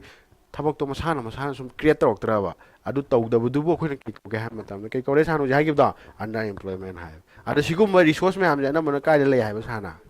ꯔꯨꯔꯦꯜꯗ ꯂꯩ ꯈꯪꯍꯧꯔꯦꯀꯣ ꯆꯨꯝꯃꯦ ꯏꯟꯐꯣꯔꯃꯦꯜ ꯁꯦꯛꯇꯔ ꯆꯦꯂꯦꯟꯖꯦꯁ ꯍꯥꯏꯌꯦ ꯈꯨꯗꯝ ꯑꯣꯏꯅ ꯈꯪꯉꯤ ꯑꯩꯈꯣꯏꯅ ꯈꯪꯉꯤ ꯁꯤꯗ ꯒꯤꯛ ꯋꯥꯀꯔ ꯑꯃ ꯌꯥꯎꯔꯦ ꯒꯤꯛ ꯋꯥꯀꯔ ꯍꯥꯏꯕꯗꯤ ꯑꯇꯩ ꯀꯩꯝ ꯅꯠꯇꯦ ꯅꯣꯡꯃꯒꯤ ꯈꯨꯠꯁꯨꯃꯟ ꯁꯨꯕ ꯐꯪꯅꯕꯅ ꯊꯕꯛ ꯆꯠꯆꯕꯗꯣ ꯈꯨꯗꯝ ꯑꯣꯏꯅ ꯍꯥꯏꯔ ꯀꯥꯟꯗ ꯍꯖꯤꯔꯥ ꯍꯥꯏꯇꯥꯔꯦ ꯒ꯭ꯌꯥꯟ ꯇꯥꯍꯧꯕ꯭ꯔꯥ ꯍꯖꯤꯔꯥ ꯁꯨꯕ ꯆꯠꯂꯤꯕ ꯀꯥꯡꯕꯨꯗꯨꯕꯨ ꯑꯩꯈꯣꯏꯅ ꯀꯩ ꯍꯥꯏ ꯈꯪꯅꯩ ꯒꯤꯛ ꯋꯥꯀꯔ ꯀꯧꯏ ꯑꯗꯨꯅ ꯑꯩꯈꯣꯏꯅ ꯃꯔꯨꯑꯣꯏꯅ ꯁꯤꯒꯤ ꯃꯌꯥꯝꯁꯦ ꯑꯩꯈꯣꯏꯒꯤ ꯏꯟꯗꯤꯌꯥꯗ ꯄꯥꯔꯇꯤꯀꯨꯂꯔꯂꯤ ꯏꯟ ꯃꯅꯤꯄꯨꯔꯗ ꯂꯩꯔꯤꯕ ꯃꯌꯥꯝꯁꯦ ꯒꯤꯛ ꯋꯥꯀꯔ ꯉꯥꯛꯇꯅꯦꯕ ꯅꯠꯇ꯭ꯔꯣ ꯍꯥꯏꯕꯗꯤ ꯃꯈꯣꯏꯒꯤ ꯑꯣꯏꯕ ꯖꯣꯕ ꯂꯩꯇꯦꯕ ꯐꯪꯉꯦ ꯁꯨꯔꯅꯤ ꯐꯪꯗ꯭ꯔꯦ ꯇꯣꯛꯑꯅꯦꯕ ꯈꯪꯍꯧꯕ꯭ꯔꯥ ꯁꯤꯒꯤ ꯄ꯭ꯔꯣꯕ꯭ꯂꯦꯝꯁ ꯃꯌꯥꯝꯁꯤꯅꯁꯨ ꯀꯩꯗꯧꯒꯦ ꯍꯥꯏꯕ ꯃꯇꯝꯗ ꯏꯟꯗꯤꯌꯥꯗ ꯑꯟꯏꯝꯄ꯭ꯂꯣꯏꯃꯦꯟꯁꯦ ꯃꯁꯤꯡ ꯍꯦꯟꯒꯠꯂꯛꯅꯕꯁꯨ ꯑꯣꯏ ꯃꯁꯤꯡ ꯍꯦꯟꯒꯠꯂꯛꯅꯕꯒꯤ ꯃꯆꯥꯛ ꯑꯃꯁꯨ ꯑꯣꯏꯕ ꯂꯦꯠꯁꯦ ꯁꯄꯣꯁ ꯈꯨꯗꯝ ꯑꯣꯏꯅ ꯒꯃꯦꯟꯅ ꯄꯣꯂꯤꯁꯤ ꯄ꯭ꯔꯣꯒ꯭ꯔꯥꯝ ꯃꯌꯥꯝ ꯄꯥꯏꯈꯠꯄꯤꯔꯦ ꯈꯜꯂꯁꯤꯅꯦ ꯊꯕꯛ ꯄꯨꯝꯅꯃꯛꯁꯦ ꯃꯣꯏ ꯂꯣꯏ ꯄꯥꯏꯔꯒ ꯀꯩꯗꯧꯒꯦ ꯍꯥꯏꯕ ꯃꯇꯝꯗ ꯑꯩꯈꯣꯏꯒꯤ ꯍꯖꯤꯔꯥꯒꯤ ꯀꯜꯆꯔꯁꯦ ꯂꯩꯕ ꯌꯥꯔꯣꯏ ꯃꯥꯒꯤ ꯊꯥꯒꯤ ꯐꯪꯐꯝ ꯊꯣꯛꯄ ꯊꯕꯛꯇꯣ ꯄꯩꯁꯥꯗꯣ ꯄꯤꯒꯗꯕꯅꯤ ꯃꯤꯅꯤꯃꯝ ꯑꯦꯃꯥꯎꯟ ꯑꯃ ꯂꯤꯁꯤꯡ 23 ꯑꯣꯏꯒꯦꯔꯥ 25 ꯑꯣꯏꯒꯦꯔꯥ ꯀꯥꯟꯅ ꯑꯗꯨꯃꯥꯏꯅ ꯇꯧꯕꯤꯔꯁꯨ ꯌꯥꯗ꯭ꯔꯣ ꯊꯕꯛꯇꯣ ꯃꯣꯏꯅ ꯂꯣꯏ ꯄꯥꯏꯁꯜꯂꯒ ꯑꯗꯨꯒꯤ ꯄꯣꯠꯇꯣ ꯇꯧꯕꯤꯕ꯭ꯔꯥ ꯇꯧꯕꯤꯗꯦꯕ ꯇꯧꯕꯤꯗꯕꯅꯤꯅ ꯀꯩꯗꯧꯔꯦ ꯑꯟꯏꯝꯄ꯭ꯂꯣꯏꯃꯦꯟꯁꯦ ꯃꯁꯤꯡ ꯌꯥꯝꯈꯠꯂꯛꯅꯕꯒꯤ ꯃꯆꯥꯛ ꯑꯃꯁꯨ ꯑꯣꯏ ꯌꯥꯎꯏꯀꯣ ꯃꯊꯪꯗ ꯑꯃꯨꯛ ꯌꯦꯡꯉꯨ ꯀꯩ ꯍꯥꯏꯒꯦ ꯑꯟꯗꯔ ꯄꯥꯔꯐꯣꯔꯃꯤꯡ ꯁꯥꯔꯚꯤꯁ ꯁꯦꯛꯇꯔ ꯍꯥꯏꯌꯦ ꯉꯔꯥꯡ ꯑꯩꯈꯣꯏꯅ ꯅꯩꯅꯕ ꯀꯥꯟꯗ ꯀꯩ ꯈꯪꯈꯤ ꯏꯟꯗꯤꯌꯥꯗ ꯈ꯭ꯋꯥꯏꯗꯒꯤ ꯁꯦꯟꯃꯤꯠꯂꯣꯟꯗ ꯈ꯭ꯋꯥꯏꯗꯒꯤ ꯆꯥꯎꯅ ꯀꯟꯇ꯭ꯔꯤꯕ꯭ꯌꯨꯠ ꯇꯧꯕꯁꯤ ꯀꯩꯅꯤ ꯍꯥꯏꯒꯤ ꯇꯔꯁꯔꯤ ꯁꯦꯛꯇꯔ ꯍꯥꯏꯕꯗꯤ ꯁꯥꯔꯚꯤꯁ ꯁꯦꯛꯇꯔꯅꯤ ꯍꯥꯏꯗ꯭ꯔꯥ ꯑꯗꯨꯕꯨ ꯃꯁꯤꯡ ꯌꯥꯝꯖꯩ ꯍꯥꯏꯇꯥꯔꯒꯁꯨ ꯊꯕꯛ ꯑꯣꯏꯅ ꯑꯣꯟꯊꯣꯔꯛꯄ ꯀꯥꯟꯗꯗꯤ ꯃꯈꯣꯏꯅ ꯊꯕꯛ ꯌꯥꯝ ꯀꯩꯁꯨ ꯄꯤꯗꯦꯕ ꯃꯤ ꯑꯌꯥꯝꯕꯗ ꯃꯤ ꯈꯔ ꯈꯛꯇꯅ ꯄꯨꯂꯞ ꯇꯧꯁꯟꯕꯅꯦꯕ ꯈꯪꯉꯕ ꯁꯤꯃ ꯈꯪꯕꯤꯔꯣ ꯁꯤꯁꯤꯅꯁꯨ ꯀꯩꯗꯧꯏ ꯏꯟꯗꯤꯌꯥꯗ ꯑꯩꯈꯣꯏꯒꯤ ꯀꯩꯗꯧꯕ ꯊꯕꯛ ꯐꯪꯗꯕꯒꯤ ꯆꯥꯡꯒꯤ ꯍꯦꯟꯒꯠꯂꯛꯅꯕꯒꯤ ꯃꯆꯥ ꯑꯃꯁꯨ ꯑꯣꯏꯌꯦꯕ ꯐ꯭ꯂꯣ ꯏꯗꯨꯀꯦꯁꯟ ꯍꯥꯏ ꯏꯗꯨꯀꯦꯁꯟꯗꯗꯤ ꯀꯩ ꯍꯥꯏꯒꯦ ꯐ꯭ꯂꯣ ꯏꯗꯨꯀꯦꯁꯟꯗꯤ ꯀꯩ ꯍꯥꯏꯒꯦ ꯁꯥꯔꯅ ꯉꯁꯥꯏ ꯁꯥꯔꯇꯤꯐꯤꯀꯦꯠꯀꯤꯗꯃꯛꯇ ꯈꯜꯂꯒ ꯑꯩꯈꯣꯏꯅ ꯁꯨꯝ ꯀꯩꯗꯧꯏ ꯂꯥꯏꯔꯤꯛ ꯇꯝꯕꯗꯣ ꯍꯥꯏꯕꯗꯤ ꯍꯩꯁꯤꯡꯅꯕ ꯍꯥꯏꯕ ꯇꯝꯗꯦ ꯑꯩꯈꯣꯏꯅ ꯈꯜꯂꯤꯁꯦ ꯑꯝꯇ ꯌꯦꯡꯁꯤꯅꯦ ꯑꯩ ꯍꯌꯦꯡ ꯇꯨꯌꯦꯜꯞ ꯂꯣꯏꯔꯒ ꯀꯩꯗꯧꯅꯣ ꯇꯨꯌꯦꯜꯞ ꯂꯣꯏꯔ ꯀꯩꯝ ꯍꯩꯇꯦ ꯑꯩꯈꯣꯏ ꯇꯥ ꯂꯩꯇ꯭ꯔꯣ ꯃꯤꯒꯤ ꯆꯩꯅꯥ ꯃꯆꯥ ꯖꯄꯥꯟ ꯃꯆꯥꯗꯅ ꯀꯩꯗꯧꯅꯤ ꯀ꯭ꯂꯥꯁ 7 8 ꯀꯥꯕꯗꯤ ꯀꯩꯗꯧꯔꯦ ꯏꯟꯚꯔꯇꯔ ꯁꯥꯕ ꯍꯩꯈ꯭ꯔꯅꯤ ꯕꯦꯇ꯭ꯔꯤ ꯁꯥꯕ ꯍꯩꯈ꯭ꯔꯅꯤ ꯔꯣꯕꯣꯠ ꯁꯥꯕ ꯍꯩꯈ꯭ꯔꯅꯤ ꯑꯇꯥꯔꯒꯗꯤ ꯃꯥꯅ ꯍꯌꯦꯡ ꯂꯥꯏꯔꯤꯛꯇꯨ ꯇꯝꯕ ꯂꯣꯏꯔꯀꯥꯟꯗ ꯊꯕꯛ ꯐꯪꯍꯧꯗ꯭ꯔꯦ ꯈꯜꯂꯁꯦꯕ ꯒꯣꯔꯃꯦꯟꯒꯤ ꯑꯇꯥꯔꯗꯤ ꯀꯩꯗꯧꯅꯤ ꯃꯥꯒꯤ ꯍꯩꯖꯔꯤꯕ ꯃꯍꯩꯗꯨ ꯇꯧꯔꯒ ꯄꯩꯁꯥ ꯑꯗꯨꯝ ꯇꯥꯟꯖꯈꯤ ꯌꯥꯗ꯭ꯔꯣ ꯁꯤꯒꯨꯝꯕ ꯃꯌꯥꯝꯁꯦ ꯏꯟꯗꯤꯌꯥꯗꯗꯤ ꯂꯩ ꯍꯥꯏꯕ꯭ꯔꯥ ꯂꯩꯇꯦ ꯈꯪꯔꯕ ꯑꯗꯨꯅꯅꯤ ꯑꯩꯈꯣꯏꯒꯤ ꯊꯕꯛ ꯐꯪꯗꯕ ꯃꯤ ꯃꯁꯤꯡ ꯂꯥꯏꯔꯤꯛꯇꯤ ꯍꯩꯍꯧꯔꯕ ꯍꯥꯏꯇꯥꯔꯦ ꯃꯌꯥꯝ ꯃꯔꯥꯡ ꯀꯥꯏꯅ ꯀꯥꯏꯗ ꯂꯩꯔꯤꯕ ꯏꯟꯗꯤꯌꯥꯗ ꯂꯩ ꯈꯨꯗꯝ ꯑꯣꯏꯅ ꯃꯥ ꯍꯥꯏ ꯌꯦꯡꯉꯨ 80% of the India 1.5 engineering graduate lack employable skill ꯂꯩ ꯏꯟꯖꯤꯅꯤꯌꯥꯔꯗꯤ ꯂꯣꯏꯔꯕꯅꯤꯀꯣ ꯃꯥꯁꯦ ꯃꯤ ꯀꯌꯥ 1.5 million 1.5 million ꯍꯥꯏꯁꯦ ꯂꯥꯛꯇ ꯑꯣꯟꯊꯣꯛ ꯇꯥꯔꯗꯤ ꯂꯥꯛ ꯀꯌꯥꯅꯣ ꯂꯥꯛ 35ꯅꯦ ꯃꯈꯣꯏꯁꯦ ꯀꯩ ꯋꯥꯠꯂꯦꯕ ꯊꯕꯛ ꯇꯧꯕꯒꯤ ꯁ꯭ꯀꯤꯜ ꯋꯥꯠꯂꯦꯕ ꯃꯁꯥꯃꯛ ꯀꯩꯅꯦꯕ ꯏꯟꯖꯤꯅꯤꯌꯥꯔꯅꯤꯀꯣ ꯂꯣꯏꯔꯦꯅ ꯁꯤꯗ ꯈꯪꯉꯕ ꯑꯗꯨꯇꯥꯔꯗꯤ ꯃꯈꯣꯏ ꯊꯕꯛ ꯇꯧꯈꯤꯗ꯭ꯔꯣ ꯇꯧꯔꯔꯣꯏꯕ ꯑꯗꯨꯅ ꯃꯥꯅ ꯑꯃꯨꯛ ꯍꯥꯏꯔꯦ 2026ꯇꯐꯥꯎꯗꯤ ꯀꯩꯗꯧꯔꯒꯦ ꯍꯥꯏꯕ ꯃꯇꯝꯗ ꯑꯩꯈꯣꯏꯒꯤ 1.4 ꯗꯒꯤꯅ 1.9 ꯃꯤꯂꯤꯌꯟ ꯐꯥꯎꯇꯗꯤ ꯀꯩꯗꯧꯔꯅꯤ ꯑꯩꯈꯣꯏ ꯈꯨꯠ ꯁꯥ ꯍꯩꯔꯕ ꯃꯤ ꯃꯌꯥꯝꯁꯦ ꯏꯟꯗꯤꯌꯥꯗ ꯑꯋꯥꯠꯄ ꯂꯩꯔꯅꯤ ꯍꯥꯏ ꯀꯅꯥ ꯍꯥꯏꯔꯝꯃꯤꯅꯣ ꯀꯩ ꯍꯥꯏꯅꯣ ꯍꯥꯏꯁꯦ ꯅꯥꯁꯀꯣꯝ ꯑꯅ ꯂꯩꯀꯣ ꯅꯥꯁꯀꯣꯝꯒꯤ ꯐꯨꯜ ꯐꯣꯝ ꯀꯩꯅꯣ ꯍꯪ ꯇꯥꯔꯗꯤ ꯁꯤ ꯂꯩꯔꯦ ꯅꯥꯁꯀꯣꯝ ꯍꯥꯏꯕꯗꯤ ꯀꯩꯅꯣ national association of the software and service companies ꯍꯥꯏꯕꯅꯤ ꯃꯊꯥ ꯁꯥꯅꯤꯡꯉꯥꯏ ꯅꯠꯇ꯭ꯔꯣ ꯁꯦ ꯂꯥꯛ ꯀꯌꯥꯅꯣ ꯁꯦ ꯂꯥꯛ 13 ꯅꯠꯇ꯭ꯔꯣ ꯁꯤꯅ ꯀꯌꯥꯅꯣ ꯂꯥꯛ 10 ꯅꯠꯇ꯭ꯔꯣ ꯁꯤ ꯃꯌꯥꯝꯁꯦ ꯋꯥꯠꯂꯅꯤ ꯍꯥꯏꯅꯦ ꯄ꯭ꯔꯤꯗꯤꯛ ꯇꯧꯔ ꯊꯝꯃꯝꯃꯤꯅꯤꯀꯣ ꯑꯗꯨ ꯇꯥꯔꯒꯗꯤ ꯀꯅꯥꯗ ꯇꯥꯏ ꯒꯣꯔꯃꯦꯟꯅ ꯇꯧꯔꯛꯀꯗꯕ ꯄꯥꯏꯈꯠꯂꯛꯀꯗꯕ ꯄꯣꯂꯤꯁꯤ ꯄ꯭ꯔꯣꯒ꯭ꯔꯥꯝ ꯉꯥꯛꯇ ꯅꯠꯇ꯭ꯔꯣ ꯑꯗꯨꯅ ꯅꯣꯏꯅ ꯑꯅꯧꯕ ꯏꯖꯨꯀꯦꯁꯟ ꯄꯣꯂꯤꯁꯤ ꯂꯥꯛꯑꯅꯤ NEP ꯂꯥꯛꯑꯅꯤ ꯀꯥꯏꯅ ꯍꯥꯏꯗꯣ NEP 2020 ꯀꯥꯏꯅ ꯀ꯭ꯂꯥꯁ 10 ꯂꯩꯔꯔꯣꯏ ꯀꯥꯏꯅ ꯍꯥꯏꯔꯛꯄꯗꯣ ꯇꯥꯗ꯭ꯔꯤꯕ ꯅꯣꯏ ꯀ꯭ꯂꯥꯁ 10 ꯂꯩꯔꯔꯣꯏ 11 12 ꯂꯩꯔꯔꯣꯏꯒ ꯍꯥꯏꯔꯛꯄꯗꯣ ꯈꯪꯗ꯭ꯔꯣ ꯑꯗꯨ ꯀꯩꯒꯤꯅꯣ ꯍꯥꯏꯕ ꯃꯇꯝꯗ ꯁꯤꯒꯤ ꯁ꯭ꯀꯤꯜꯁꯦ ꯍꯩꯁꯤꯡꯕꯁꯦ ꯍꯥꯞꯀꯠꯂꯛꯅꯕꯅꯦꯕ ꯑꯗꯨꯅ ꯀ꯭ꯂꯥꯁ ꯑꯃꯗ ꯐꯖꯅ ꯇꯥꯛꯄꯤꯔꯒꯦꯀꯣ ꯁꯤꯃ ꯌꯦꯡꯉꯣ ꯁ꯭ꯀꯤꯜ ꯒꯦꯞ ꯑꯗꯤ ꯀꯌꯥ ꯏꯁꯥꯅ ꯉꯁꯥꯏ ꯍꯩꯁꯤꯡꯕ ꯋꯥꯠꯄ ꯍꯥꯏꯕ ꯅꯠꯇ꯭ꯔꯣ ꯈꯨꯗꯝ ꯑꯣꯏꯅ ꯌꯦꯡꯉꯣ ꯑꯩꯈꯣꯏ ꯍꯧꯖꯤꯛꯇꯤ ꯀꯩꯅꯣ ꯀꯩꯒꯤ ꯃꯇꯝꯅꯣ AIꯒꯤ ꯃꯇꯝ ꯅꯠꯇ꯭ꯔꯣ ꯑꯥꯔꯇꯤꯐꯤꯁꯤꯌꯦꯜ ꯏꯟꯇꯦꯂꯤꯖꯦꯟꯁꯀꯤ ꯃꯇꯝꯅꯦꯕ ꯑꯗꯨꯅ ꯑꯥꯔꯇꯤꯐꯤꯁꯤꯌꯦꯜ ꯏꯟꯇꯦꯂꯤꯖꯦꯟꯁꯀꯤ ꯃꯇꯥꯡꯗ ꯑꯩꯈꯣꯏꯅ ꯍꯩꯕ ꯁꯤꯡꯕ ꯁꯣꯐꯋꯦꯌꯔꯒꯤ ꯋꯥꯒꯤ ꯇꯦꯛꯅꯣꯂꯣꯖꯤ ꯃꯌꯥꯝꯗꯣ ꯂꯩꯍꯧꯗ꯭ꯔꯦ ꯈꯜꯂꯁꯦꯕ ꯑꯗꯨ ꯇꯥꯔꯒꯗꯤ ꯑꯩ ꯍꯥꯟꯅ ꯊꯕꯛ ꯇꯧꯔꯝ ꯇꯥꯔꯒꯁꯨ ꯀꯩꯗꯧꯔꯅꯤ ꯍꯩꯇ ꯇꯥꯔꯗꯤ ꯑꯩ ꯊꯕꯛ ꯇꯠꯇꯣꯏ ꯅꯠꯇ꯭ꯔꯣ ꯆꯨꯝꯕ꯭ꯔꯣ ꯁꯤ ꯃꯌꯥꯝꯁꯤ ꯀꯩꯗꯧꯒꯦ ꯍꯥꯏꯕ ꯃꯇꯝꯗ ꯀꯥꯏꯗ ꯂꯩꯌꯦꯕ ꯏꯟꯗꯤꯌꯥꯗ ꯂꯩꯌꯦꯕ ꯈꯪꯍꯧꯔꯕ ꯂꯤꯃꯤꯇꯦꯠ ꯑꯦꯛꯁꯦꯁꯤꯕꯤꯂꯤꯇꯤ ꯍꯥꯏ ꯂꯦꯠꯁꯦ ꯁꯄꯣꯁ ꯀꯝꯄꯅꯤ ꯑꯆꯧꯕ ꯑꯃ ꯂꯩꯔꯦ ꯈꯜꯂꯁꯤꯅꯦ ꯒ꯭ꯌꯥꯟ ꯇꯥꯕ꯭ꯔꯥ ꯑꯗꯣ ꯃꯥꯁꯦ ꯇꯣꯂꯣꯞꯀꯥꯁꯦ ꯆꯥꯎꯅ ꯆꯥꯎꯅ ꯄꯤꯒꯗꯧꯔꯦꯕ ꯊꯕꯛꯁꯦ ꯑꯗꯨꯕꯨ ꯉꯁꯥꯏꯒꯤ ꯊꯕꯛ ꯇꯧꯕ ꯆꯪꯒꯗꯕ ꯃꯤ ꯃꯌꯥꯝꯁꯦ ꯏꯪꯂꯤꯁ ꯍꯩꯇ꯭ꯔꯦ ꯈꯜꯂꯁꯦꯕ ꯒ꯭ꯌꯥꯟ ꯇꯥꯕ꯭ꯔꯥ ꯑꯗꯨ ꯇꯥꯔꯗꯤ ꯀꯩꯗꯧꯔꯛꯑꯅꯤ ꯏꯪꯂꯤꯁ ꯍꯩꯇ ꯇꯥꯔꯗꯤ ꯄꯥꯎ ꯐꯥꯎꯅꯕ ꯉꯝꯈꯤꯗ꯭ꯔꯣ ꯉꯝꯃꯔꯣꯏ ꯇꯥꯔꯗꯤ ꯃꯥꯁꯦ ꯀꯩꯗꯧꯔꯅꯤ ꯊꯕꯛ ꯇꯧꯅꯤꯡꯉꯣꯏꯗꯣꯏ ꯅꯠꯇ꯭ꯔꯣ ꯑꯗꯨ ꯇꯥꯔꯗꯤ ꯀꯩꯗꯧꯔꯅꯤ ꯊꯕꯛ ꯇꯧꯔꯔꯣꯏ ꯊꯕꯛ ꯇꯧꯗ ꯇꯥꯔꯗꯤ ꯀꯩꯗꯧꯔꯛꯑꯅꯤ ꯊꯕꯛ ꯐꯪꯗꯕ ꯃꯤ ꯃꯁꯤꯡ ꯍꯦꯟꯒꯠꯂꯛꯑꯅꯤ ꯆꯨꯝꯕ꯭ꯔꯥ ꯁꯤ ꯃꯌꯥꯝꯁꯤꯁꯨ ꯀꯩꯗꯧꯏ ꯂꯩꯌꯦꯕꯀꯣ ꯏꯟꯗꯤꯌꯥꯗ ꯃꯊꯪꯗꯅ ꯀꯔꯤ ꯏꯝꯄꯦꯛ ꯑꯣꯐ ꯀꯩ ꯍꯥꯏ ꯑꯣꯇꯣꯃꯦꯁꯟ ꯑꯗꯤ ꯀꯩꯅꯣ ꯁꯥꯔ ꯉꯁꯥꯏ ꯍꯥꯏꯈ꯭ꯔꯦ ꯃꯤꯅ ꯁꯨꯔꯝꯕꯗꯣ ꯀꯩꯗꯧꯕ ꯔꯣꯕꯣꯠꯅ ꯂꯣꯏ ꯑꯣꯟꯊꯣꯔꯛꯀꯗꯣꯏꯅꯤꯀꯣ AIꯒ ꯂꯥꯛꯇꯥꯔꯒꯗꯤ ꯀꯩꯗꯧꯔꯦ ꯄꯨꯡꯆꯥꯏ ꯆꯥꯏꯗꯣꯏꯅꯦꯕ ꯁꯨꯃꯥꯏꯅꯒ ꯑꯩꯈꯣꯏꯒꯤ ꯂꯥꯏꯔꯤꯛꯀ ꯅꯝꯕ ꯃꯤ ꯂꯩꯔꯤꯁꯦ AI ꯂꯥꯛꯈꯤ ꯇꯥꯔꯒꯗꯤ ꯅꯝꯃꯔꯣꯏꯕ ꯚꯣꯏꯁ ꯀꯃꯥꯟꯗ ꯑꯗꯨꯝ ꯆꯠꯈ꯭ꯔꯅꯦꯕ ꯈꯪꯍꯧꯕ꯭ꯔꯥ ꯑꯗꯨꯇꯥꯔꯒꯗꯤ ꯃꯤ ꯃꯁꯤꯡ ꯊꯕꯛ ꯇꯧꯕꯒꯤ ꯆꯥꯡꯗꯣ ꯍꯟꯊꯔꯛꯀꯗꯣꯏ ꯅꯠꯇ꯭ꯔꯥ ꯁꯤ ꯃꯌꯥꯝ ꯃꯥꯅ ꯀꯔꯤ ꯑꯩꯈꯣꯏꯒꯤ ꯀꯩ ꯍꯥꯏꯒꯦ ꯔꯤꯖꯟ ꯀꯥꯁ ꯕꯦꯁ ꯗꯤꯁꯀ꯭ꯔꯤꯃꯤꯅꯦꯁꯟ ꯑꯁ ꯃꯥꯗꯤ ꯀꯩꯗꯧꯋꯦ ꯁꯤ ꯅꯨꯄꯥꯁꯤ ꯊꯕꯛ ꯇꯧꯍꯜꯂꯨꯅꯨꯍꯦ ꯃꯥꯗꯤ ꯀꯩꯅꯣꯅꯤ ꯃꯥꯗꯤ ꯃꯩꯇꯩ ꯃꯆꯥꯅꯤ ꯃꯥꯗꯤ ꯀꯨꯀꯤ ꯃꯆꯥꯅꯤ ꯃꯥꯗꯤ ꯅꯥꯒꯥ ꯃꯆꯥꯅꯤ ꯃꯥꯗꯤ ꯃꯨꯁꯂꯤꯝ ꯃꯆꯥꯅꯤ ꯇꯧꯍꯟꯒꯨꯝꯁꯤ ꯀꯥꯏꯅ ꯋꯥꯈꯜꯂꯣꯟꯁꯦ ꯑꯗꯨꯝ ꯂꯩꯇ꯭ꯔꯣ ꯑꯩꯈꯣꯏ ꯏꯟꯗꯤꯌꯥꯟ ꯁꯣꯁꯥꯏꯇꯤꯗ ꯁꯤꯒꯨꯝꯕ ꯃꯌꯥꯝꯁꯤꯅ ꯀꯩꯗꯧꯔꯒꯦ ꯍꯥꯏꯕ ꯃꯇꯝꯗ ꯊꯕꯛ ꯐꯪꯗꯕꯒꯤ ꯆꯥꯡꯁꯨ ꯀꯩꯗꯧꯏ ꯍꯦꯟꯀꯠꯍꯟꯗꯕ ꯅꯠꯇꯦ ꯍꯥꯏꯕ ꯍꯦꯟꯀꯠꯍꯜꯂꯤ ꯍꯥꯏꯕꯅꯦꯕ ꯌꯥꯍꯧꯔꯦ ꯌꯥꯍꯧꯔꯦ ꯌꯥꯍꯧꯔꯦ ꯅꯦꯛꯁ ꯑꯃ ꯌꯦꯡꯉꯣ ꯑꯟꯏꯝꯄ꯭ꯂꯣꯏꯃꯦꯟ ꯔꯦꯠ ꯏꯟ ꯏꯟꯗꯤꯌꯥ ꯁꯥꯔꯅ ꯉꯁꯥꯏ ꯀꯩ ꯍꯥꯏꯒꯤ ꯑꯟꯏꯝꯄ꯭ꯂꯣꯏꯃꯦꯟ ꯔꯦꯠ ꯍꯣꯠꯀꯦꯗꯤ ꯀꯃꯥꯏꯅ ꯇꯧꯅꯤ ꯍꯥꯏꯒꯤ ꯐꯣꯔꯃꯨꯂꯥꯗꯣ ꯍꯥꯏꯔꯣ ꯍꯣꯏꯅꯦ ꯑꯦꯛꯁꯇꯣ ꯀꯩ ꯑꯣꯏꯗꯣꯏꯅꯣꯕ ꯅꯝꯕꯔ ꯑꯣꯐ ꯑꯟꯏꯝꯄ꯭ꯂꯣꯏ ꯄꯤꯄꯜ ꯍꯥꯏꯇꯥꯔꯦ ꯑꯗꯨꯗ ꯀꯅꯥꯅ ꯗꯤꯚꯥꯏꯠ ꯇꯧꯗꯣꯏꯕ ꯅꯝꯕꯔ ꯑꯣꯐ ꯀꯔꯤ ꯂꯦꯕꯔ ꯐꯣꯔꯁ ꯍꯥꯏꯕꯗꯤ ꯂꯦꯕꯔ ꯐꯣꯔꯁꯇꯗꯤ ꯀꯌꯥꯒꯤ ꯊꯕꯛ ꯁꯨꯕ ꯌꯥꯔꯕ ꯃꯤ ꯍꯥꯏꯇꯥꯔꯦ ꯑꯗꯨ ꯏꯟꯇꯨ ꯀꯌꯥ ꯂꯥꯛꯀꯗꯣꯏꯕ 100 ꯅꯠꯇ꯭ꯔꯥ ꯑꯗꯨꯅ ꯌꯦꯡꯉꯣ ꯑꯩꯈꯣꯏꯒꯤ ꯏꯟꯗꯤꯌꯥꯗ ꯊꯕꯛ ꯐꯪꯗꯕ ꯃꯤꯒꯤ ꯆꯥꯡꯁꯤ ꯀꯌꯥꯝ ꯂꯩꯒꯦ ꯍꯥꯏꯕ ꯃꯇꯝꯗ ꯃꯥꯁꯤꯗ ꯄꯤꯔꯦ ꯔꯦꯠ ꯑꯃ ꯀꯌꯥ ꯄꯤ 2023 ꯑꯃꯁꯨꯡ 24ꯒꯤ ꯗꯇꯥꯒꯤ ꯃꯇꯨꯡ ꯏꯟꯅ 3.2%ꯅꯦꯕ ꯈꯪꯉꯕ ꯍꯥꯏꯔꯤꯕ ꯃꯌꯥꯝꯁꯦ ꯃꯃꯥꯡ ꯆꯍꯤꯒ ꯆꯞ ꯃꯥꯟꯅꯩ ꯁꯤꯅꯦ ꯃꯥꯏꯁꯦ 2020ꯒ 23ꯒ ꯆꯞ ꯃꯥꯟꯅꯩꯕ ꯈꯪꯍꯧꯕ꯭ꯔꯣ ꯍꯌꯦꯡ ꯄꯩꯈꯥꯗ ꯍꯪꯉꯦ ꯈꯜꯂꯁꯤ 2023-24 ꯗꯇꯥꯒꯤ ꯃꯇꯨꯡ ꯏꯟꯅ ꯏꯟꯗꯤꯌꯥꯗ ꯏꯝꯄ꯭ꯂꯣꯏꯃꯦꯟ ꯔꯦꯠꯁꯦ ꯀꯌꯥꯅꯣ ꯍꯥꯏꯇꯥꯔꯗꯤ ꯁꯤ ꯌꯥꯎꯕ ꯊꯤꯒꯗꯕ ꯈꯪꯍꯧꯔꯕ ꯌꯥꯔꯦ ꯑꯗꯨꯅ ꯑꯩꯈꯣꯏꯅ ꯏꯟꯗꯤꯌꯥꯁꯦ ꯀꯌꯥꯝ ꯌꯥꯝꯅ ꯆꯥꯎꯈꯠꯂꯦ ꯑꯇꯣꯞꯄ ꯀꯟꯇ꯭ꯔꯤꯁꯤꯡꯒ ꯆꯥꯎꯈꯠꯄ ꯂꯝꯖꯦꯟꯗ ꯀꯌꯥꯝ ꯌꯥꯝꯅ ꯃꯥꯡꯖꯤꯟ ꯊꯥꯅ ꯆꯪꯁꯤꯜꯂꯤ ꯅꯠꯇ꯭ꯔꯒ ꯆꯪꯁꯤꯟꯗ꯭ꯔꯒꯦ ꯍꯥꯏꯕꯁꯦ ꯑꯩꯈꯣꯏꯅ ꯌꯦꯡꯅꯕ ꯍꯣꯠꯅꯕ ꯃꯇꯝꯗ ꯀꯩ ꯁꯤꯖꯤꯟꯅꯔꯛꯀꯅꯤ ꯍꯥꯏꯕ ꯃꯇꯝꯗ ꯁꯤ ꯁꯤꯖꯤꯟꯅꯔꯛꯀꯅꯦꯕ ꯂꯩꯕꯥꯛꯁꯤ ꯆꯥꯎꯈꯠꯂꯦ ꯌꯥꯝ ꯊꯤ ꯆꯥꯎꯈꯠꯂꯦ ꯍꯥꯏꯔꯒ ꯁꯤꯗ ꯂꯩꯕ ꯂꯩꯕꯥꯛꯁꯤꯗ ꯂꯩꯕ ꯃꯤ ꯈꯨꯗꯤꯡꯃꯛꯁꯦ ꯊꯕꯛ ꯑꯃꯐꯥꯎ ꯐꯪꯗ꯭ꯔꯦ ꯈꯜꯂꯁꯦꯕ ꯑꯗꯨꯇꯥꯔꯗꯤ ꯂꯩꯕꯥꯛꯇꯣ ꯆꯥꯎꯈꯠꯂꯦ ꯍꯥꯏꯕ ꯌꯥꯒꯗ꯭ꯔꯣ ꯌꯥꯔꯣꯏ ꯑꯗꯨꯅ ꯂꯩꯕꯥꯛ ꯑꯃ ꯆꯥꯎꯈꯠꯂꯤ ꯅꯠꯇ꯭ꯔꯒ ꯆꯥꯎꯈꯠꯇꯦ ꯍꯥꯏꯕꯁꯦ ꯋꯣꯟꯅꯕ ꯍꯣꯠꯅꯕ ꯃꯇꯝꯗ ꯅꯠꯇ꯭ꯔꯒ ꯂꯩꯕꯥꯛꯇꯨꯗ ꯂꯩꯔꯤꯕ ꯏꯀꯅꯃꯤ ꯀꯃꯥꯏꯅ ꯇꯧꯏ ꯃꯥꯒꯤ ꯁꯦꯟꯃꯤꯠꯂꯣꯟꯗꯨ ꯀꯃꯥꯏꯅ ꯇꯧꯕꯅꯣ ꯍꯥꯏꯕꯁꯤ ꯋꯣꯟꯅꯕ ꯍꯣꯠꯅꯕ ꯃꯇꯝꯗ ꯈ꯭ꯋꯥꯏꯗꯒꯤ ꯃꯔꯨꯑꯣꯏꯕ ꯐꯦꯛꯇꯔꯁꯤ ꯀꯩ ꯑꯣꯏꯌꯦꯕ ꯁꯥꯅꯨꯁꯦ ꯍꯥꯏꯕꯁꯦ ꯑꯟꯏꯝꯄ꯭ꯂꯣꯏꯃꯦꯟ ꯔꯦꯠ ꯑꯣꯏ ꯈꯪꯔꯕ ꯌꯥꯔꯦ ꯑꯗꯨꯅ ꯌꯦꯡꯉꯣ ꯃꯥ ꯍꯥꯏꯌꯦ ꯑꯩꯈꯣꯏꯅ ꯍꯥꯏꯔꯤꯕ ꯑꯟꯏꯝꯄ꯭ꯂꯣꯏꯃꯦꯟꯁꯤ ꯂꯩꯔꯦꯅ ꯈꯪꯉꯦꯕꯀꯣ ꯉꯁꯥꯏꯗꯤ ꯁꯥꯅ ꯂꯩꯕꯒꯤ ꯋꯥꯔꯤ ꯅꯠꯇ꯭ꯔꯣ ꯅꯩꯅꯔꯤ ꯃꯌꯥꯝꯁꯦ ꯅꯣꯏꯅ ꯑꯃꯨꯛ ꯍꯪꯕ ꯌꯥꯕ ꯁꯥ ꯒꯣꯔꯃꯦꯟꯅ ꯁꯥ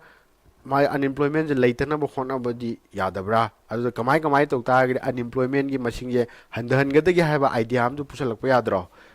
ꯑꯗꯨꯅ ꯑꯗꯨ ꯄꯨꯁꯜꯍꯟꯒꯦ ꯍꯥꯏꯇꯥꯔꯒꯗꯤ ꯑꯩꯈꯣꯏꯅ ꯀꯩꯗꯧꯒꯗꯒꯦ ꯍꯥꯏꯕ ꯃꯇꯝꯗ ꯉꯁꯥꯏꯒꯤ ꯁꯤ ꯂꯩꯔꯤꯇꯣ effort must be focus on ꯀꯩ ꯍꯥꯏ ꯗꯥꯏꯕꯔꯁꯤꯐꯥꯏꯌꯤꯡ ꯔꯨꯔꯦꯜ ꯏꯝꯄ꯭ꯂꯣꯏꯃꯦꯟꯒ ꯍꯥꯏ ꯅꯣꯏꯅ ꯖꯣꯕ ꯀꯥꯔꯗꯅ ꯇꯥꯔꯕꯣ ꯑꯗꯣ ꯖꯣꯕ ꯀꯥꯔꯗꯀ ꯄꯨꯁꯜꯂꯛꯏꯁꯦ ꯀꯩꯒꯤꯅꯣ ꯑꯩꯈꯣꯏꯒꯤ ꯊꯕꯛ ꯄꯤꯔꯤꯅꯦꯕ ꯍꯥꯏꯕꯗꯤ ꯊꯕꯛ ꯐꯪꯕꯒꯤ ꯆꯥꯡ ꯍꯦꯟꯒꯠꯂꯛꯏꯅꯦꯕ ꯈꯪꯕ꯭ꯔꯥ ꯍꯣꯏ ꯑꯗꯨꯅ ꯂꯣꯏꯅ ꯍꯦꯟꯒꯠꯂꯅꯤ ꯍꯥꯏꯕꯗꯤ ꯅꯠꯇꯦꯀꯣ ꯑꯗꯨꯕꯨ ꯐꯦꯛꯇꯔ ꯈꯔꯗꯗꯤ ꯃꯥꯅ ꯀꯟꯇ꯭ꯔꯤꯕ꯭ꯌꯨꯠ ꯇꯧꯔꯤꯅꯤ ꯑꯦꯠ ꯗ ꯁꯦꯝ ꯇꯥꯏꯝ ꯀꯩꯗꯧꯔꯅꯤ enhancing private sector participation private ꯁꯦꯛꯇꯔꯗꯤ ꯀꯩꯅꯣ ꯄ꯭ꯔꯥꯏꯚꯦꯠ ꯀꯝꯄꯅꯤꯁ ꯃꯌꯥꯝ ꯂꯤꯡꯈꯠꯂꯛꯏ ꯃꯌꯥꯝꯁꯦ ꯃꯈꯣꯏꯁꯨ ꯑꯩꯈꯣꯏꯅ ꯄꯨꯛꯅꯤꯡ ꯊꯧꯒꯠꯄꯤꯒꯗꯕꯅꯤ ꯑꯦꯠ ꯗ ꯁꯦꯝ ꯇꯥꯏꯝ ꯀꯩꯗꯧꯔꯦ ꯑꯩꯈꯣꯏꯅ ꯂꯩꯔꯤꯕ ꯑꯩꯈꯣꯏꯒꯤ ꯁ꯭ꯀꯤꯜ ꯗꯤꯕꯂꯞꯃꯦꯟꯒꯤ ꯄ꯭ꯔꯣꯒ꯭ꯔꯥꯝꯁ ꯃꯌꯥꯝ ꯂꯩꯇ꯭ꯔꯣ ꯑꯩꯈꯣꯏꯒꯤ ꯀꯩꯅꯣꯒꯤ ꯊꯥ ꯑꯃꯒꯤ ꯇ꯭ꯔꯦꯅꯤꯡꯒ ꯇꯧꯕꯤꯗꯅ ꯀꯝꯄ꯭ꯌꯨꯇꯔꯕꯨ ꯍꯥꯏꯔꯣ ꯐꯤ ꯁꯥꯕꯕꯨ ꯍꯥꯏꯔോ ꯑꯗꯩ ꯌꯨꯝ ꯁꯥꯕꯕꯨ ꯍꯥꯏꯔꯣ ꯁꯤ ꯃꯌꯥꯝꯁꯦ ꯁꯤꯁꯨ ꯀꯩꯗꯧꯒꯗꯕ ꯑꯩꯈꯣꯏꯒꯤ ꯄꯤꯕꯤꯒꯗꯕꯅꯦꯕ ꯀꯅꯥꯗ ꯄ꯭ꯔꯖꯥ ꯃꯌꯥꯝꯗ ꯀꯩꯗꯧꯅꯕꯒꯤꯗꯃꯛꯇ ꯁꯁꯇꯦꯅꯦꯕꯜ ꯖꯣꯕ ꯑꯣꯄꯣꯔꯆꯨꯅꯤꯇꯤꯁ ꯑꯃ ꯐꯪꯅꯕ ꯁꯁꯇꯦꯅꯦꯕꯜꯗꯤ ꯀꯩ ꯍꯥꯏꯒꯦ ꯂꯣꯏꯕ ꯅꯥꯏꯗ꯭ꯔꯕ ꯍꯥꯏꯇꯥꯔꯦ ꯑꯗꯨꯝ ꯇꯨꯡꯂꯝ ꯆꯠꯇ ꯑꯗꯨꯝ ꯆꯠꯊꯔ ꯂꯩꯍꯧꯔꯒꯗꯕ ꯑꯗꯨꯒꯨꯝꯕ ꯊꯕꯛ ꯐꯪꯕꯒꯤ ꯇꯥꯟꯖꯥ ꯑꯃ ꯂꯩꯅꯕꯒꯤꯗꯃꯛꯇ ꯀꯩꯗꯧꯏ ꯍꯣꯠꯅꯒꯗꯕꯅꯦ ꯌꯥꯔꯕ ꯒ꯭ꯌꯥꯟ ꯇꯥꯍꯧꯏ ꯇꯥꯍꯧꯗꯦ ꯇꯥꯍꯧꯏ ꯌꯦꯡꯉꯣ ꯁꯤꯗ ꯑꯟꯏꯝꯄ꯭ꯂꯣꯏꯃꯦꯟ ꯔꯦꯠ ꯏꯟ ꯏꯟꯗꯤꯌꯥ ꯆꯥꯎꯔꯥꯛꯄ ꯑꯃ ꯌꯦꯡꯁꯤ 2017ꯗ ꯀꯌꯥ ꯂꯩꯔꯝꯃꯤ 17 18ꯗ 6% ꯅꯠꯇ꯭ꯔꯥ ꯇꯞꯅ ꯀꯩꯗꯧꯔꯛꯏ ꯍꯟꯊꯔꯛꯇ꯭ꯔꯣ ꯑꯗꯨꯒ ꯍꯧꯖꯤꯛ ꯀꯌꯥ ꯂꯩ 3.1%ꯅꯦ ꯍꯥꯏꯒꯤꯗ꯭ꯔꯣ ꯁꯥꯅ ꯃꯊꯛꯇ ꯍꯥꯏꯀꯣ ꯁꯨꯃꯥꯏꯅ ꯁꯤ ꯍꯟꯊꯔꯛꯏꯁꯤ ꯀꯩ ꯃꯔꯝꯒꯤꯅꯣ ꯍꯥꯏꯕ ꯃꯇꯝꯗ ꯀꯩꯗꯧꯏ ꯒꯃꯦꯟꯅ ꯄꯣꯂꯤꯁꯤ ꯄ꯭ꯔꯣꯒ꯭ꯔꯥꯝ ꯃꯌꯥꯝ ꯄꯥꯏꯈꯠꯄꯒꯤꯅꯦꯕ ꯈꯪꯕ ꯍꯣꯠꯅꯗꯕꯤꯗ ꯄꯣꯂꯤꯁꯤ ꯄ꯭ꯔꯣꯒ꯭ꯔꯥꯝ ꯃꯌꯥꯝ ꯄꯥꯏꯈꯠꯇꯕꯤꯗ ꯁꯨꯝ ꯊꯝꯃꯦ ꯍꯥꯏꯇꯥꯔꯒꯗꯤ ꯁꯨꯝ ꯍꯟꯊꯔꯛꯀꯗ꯭ꯔꯣ ꯁꯨꯃꯥꯏꯅ ꯍꯟꯊꯔꯛꯑꯣꯏꯕ ꯌꯥꯍꯧꯏꯀꯣ ꯌꯦꯡꯉꯣ ꯑꯟꯏꯝꯄ꯭ꯂꯣꯏꯃꯦꯟ ꯔꯦꯠ ꯏꯟ ꯏꯟꯗꯤꯌꯥ ꯁꯤ ꯌꯦꯡꯉꯨꯀꯣ ꯑꯃꯒ ꯍꯥꯏꯔꯝꯒꯦ ꯁꯥꯔꯅ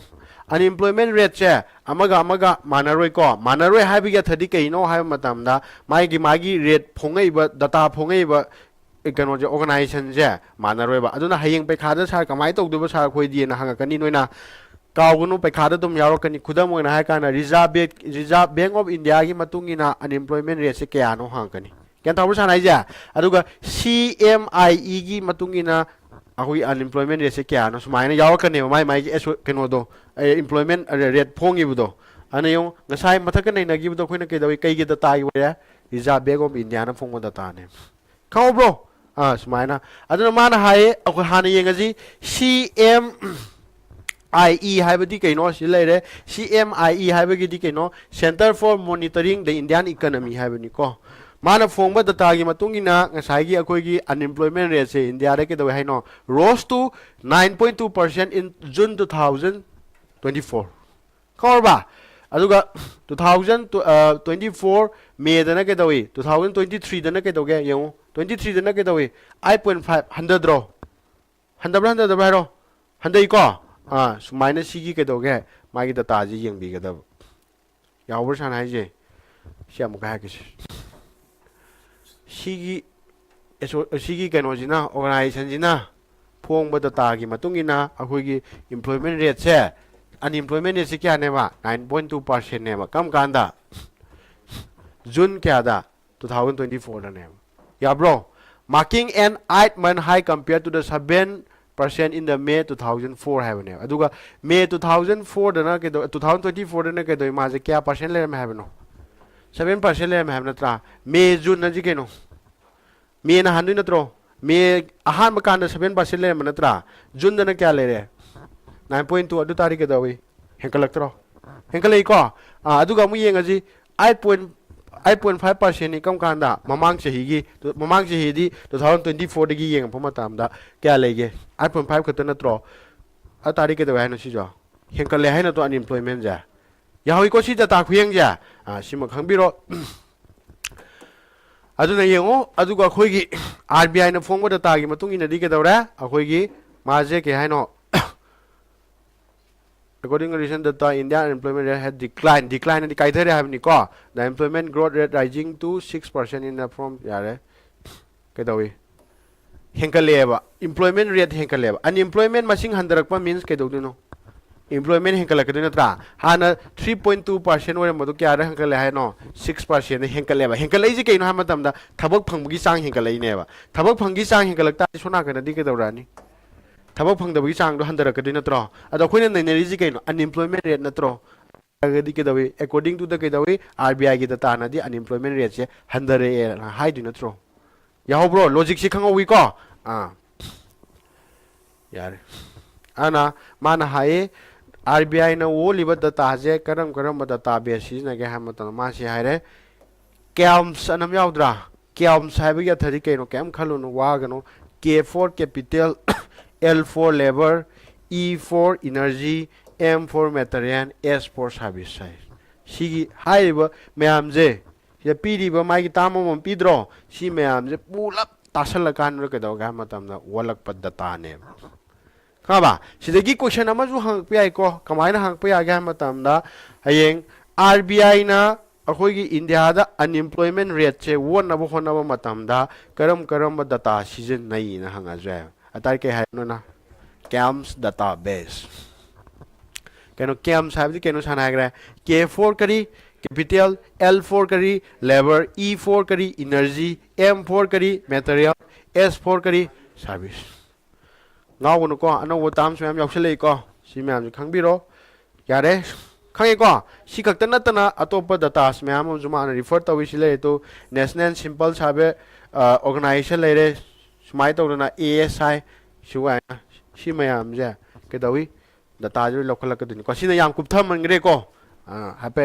हापे चोरा पम यंगमो यार ऑनलाइन कांगबु यारिबो यारिब्रो या दियम तारो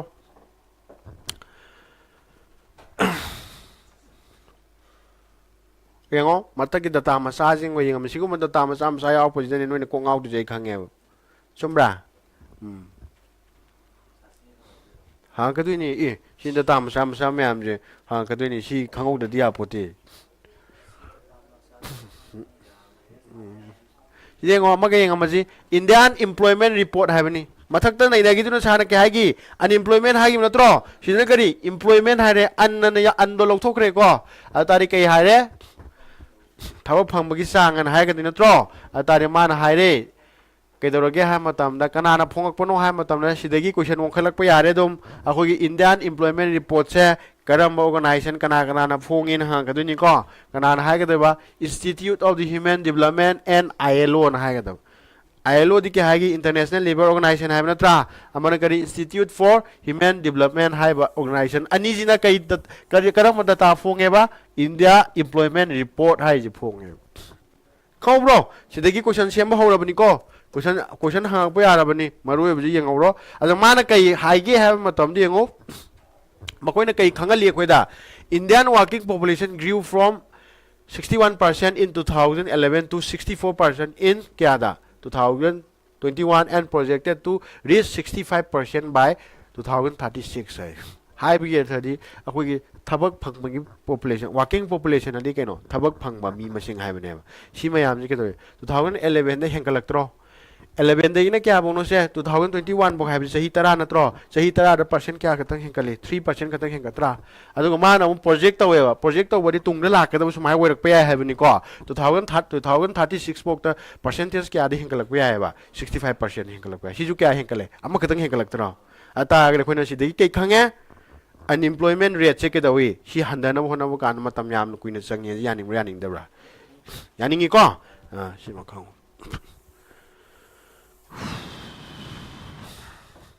यारे अदुबो ख्वाइगी लाइबक थीबदी कइनो हाय मतमदा ngसाइगी थबक फंगनबो होनरप कानजिदा अखोइगी काइनि सेटमिलोनगी तौरिबा थबक मयाम जा सिदा अखोइगी यूथ अदि कइनो नहाजिंग हाब नत्रा नहाजिंगना सरुक याबगी चांग जी केदौगा मतमदा हाइजिनदना हंदरे क्या हंदरे नो 36% 37% हंदरे ने खौब्रा यार सी खतनी से खलुदुब से खर खंगौरो यारे अदिदा मदम यंगजी ngसाइगी CMIE है नत्रा CMIE है साना के हाइगे centre for monitoring the Indian economy है नत्रा सिना फोंगो डाटा ना मु ꯀꯩ ꯍꯥꯏꯒꯦ ꯍꯥꯏꯕ ꯃꯇꯝꯗ ꯃꯥꯅ ꯍꯥꯏꯔꯦ ꯃꯊꯛꯇ ꯌꯥꯎꯈꯤꯕꯗꯨꯒ ꯆꯞ ꯃꯥꯟꯅꯔꯦ ꯉꯁꯥꯏꯒꯤ ꯑꯩꯈꯣꯏꯒꯤ ꯖꯨꯟ 2024 ꯑꯃꯁꯨꯡ ꯃꯦ 2024 ꯑꯅꯤ ꯌꯦꯡꯅꯕ ꯃꯇꯝꯗ ꯀꯩꯗꯧꯏ ꯑꯟꯏꯝꯄ꯭ꯂꯣꯏꯃꯦꯟ ꯔꯦꯠꯁꯤ ꯍꯦꯟꯒꯠꯂꯦ ꯍꯥꯏꯕ꯭ꯔꯥ ꯍꯦꯟꯒꯠꯇꯦ ꯍꯥꯏꯕ꯭ꯔꯥ ꯍꯦꯟꯒꯠꯂꯤꯀꯣ ꯑꯟꯏꯝꯄ꯭ꯂꯣꯏꯃꯦꯟ ꯔꯦꯠ ꯍꯦꯟꯒꯠꯄ ꯃꯤꯟꯁ ꯊꯕꯛ ꯄꯤꯕꯒꯤ ꯆꯥꯡꯁꯤ ꯀꯩꯗꯧꯏ ꯍꯥꯏꯅꯣ ꯍꯟꯊꯩ ꯍꯥꯏ ꯅꯠꯇ꯭ꯔꯣ ꯁꯨꯃꯥꯏꯅ ꯑꯅꯤ ꯑꯣꯟꯊꯣꯛ ꯑꯣꯟꯁꯤꯟ ꯇꯧ ꯈꯪꯒꯗꯕꯀꯣ ꯌꯥꯔꯦ ꯁꯨꯝ ꯌꯥꯔꯦꯁꯦ ꯔꯨꯔꯦꯜ ꯑꯟꯏꯝꯄ꯭ꯂꯣꯏꯃꯦꯟ ꯁꯤꯁꯨ ꯌꯦꯡꯉꯝꯃꯁꯤ ꯔꯨꯔꯦꯜꯗꯗꯤ ꯀꯩ ꯍꯥꯏꯒꯦ ꯈꯨꯡꯒꯪꯒꯤ ꯂꯝ ꯍꯥꯏꯕ ꯅꯠꯇ꯭ꯔꯥ ꯈꯨꯡꯒꯪꯒꯤ ꯂꯝꯗ ꯑꯃꯨꯛ ꯀꯃꯥꯏꯅ ꯇꯧꯔꯝꯒꯦ ꯌꯦꯡꯁꯤ ꯀꯩ ꯍꯥꯏꯅꯣ ꯁꯤꯒꯅꯤꯐꯤꯀꯦꯟ ꯔꯥꯏꯁ ꯏꯟ ꯑꯟꯏꯝꯄ꯭ꯂꯣꯏꯃꯦꯟ ꯈꯨꯡꯒꯪꯒꯤ ꯂꯝꯗꯗꯤ ꯀꯩꯗꯧꯔꯦ ꯑꯗꯨꯛꯀꯤ ꯃꯇꯤꯛ ꯊꯕꯛ ꯐꯪꯗꯕꯒꯤ ꯆꯥꯡꯁꯤ ꯀꯩꯗꯧꯔꯦ ꯍꯦꯟꯒꯠꯂꯦꯕ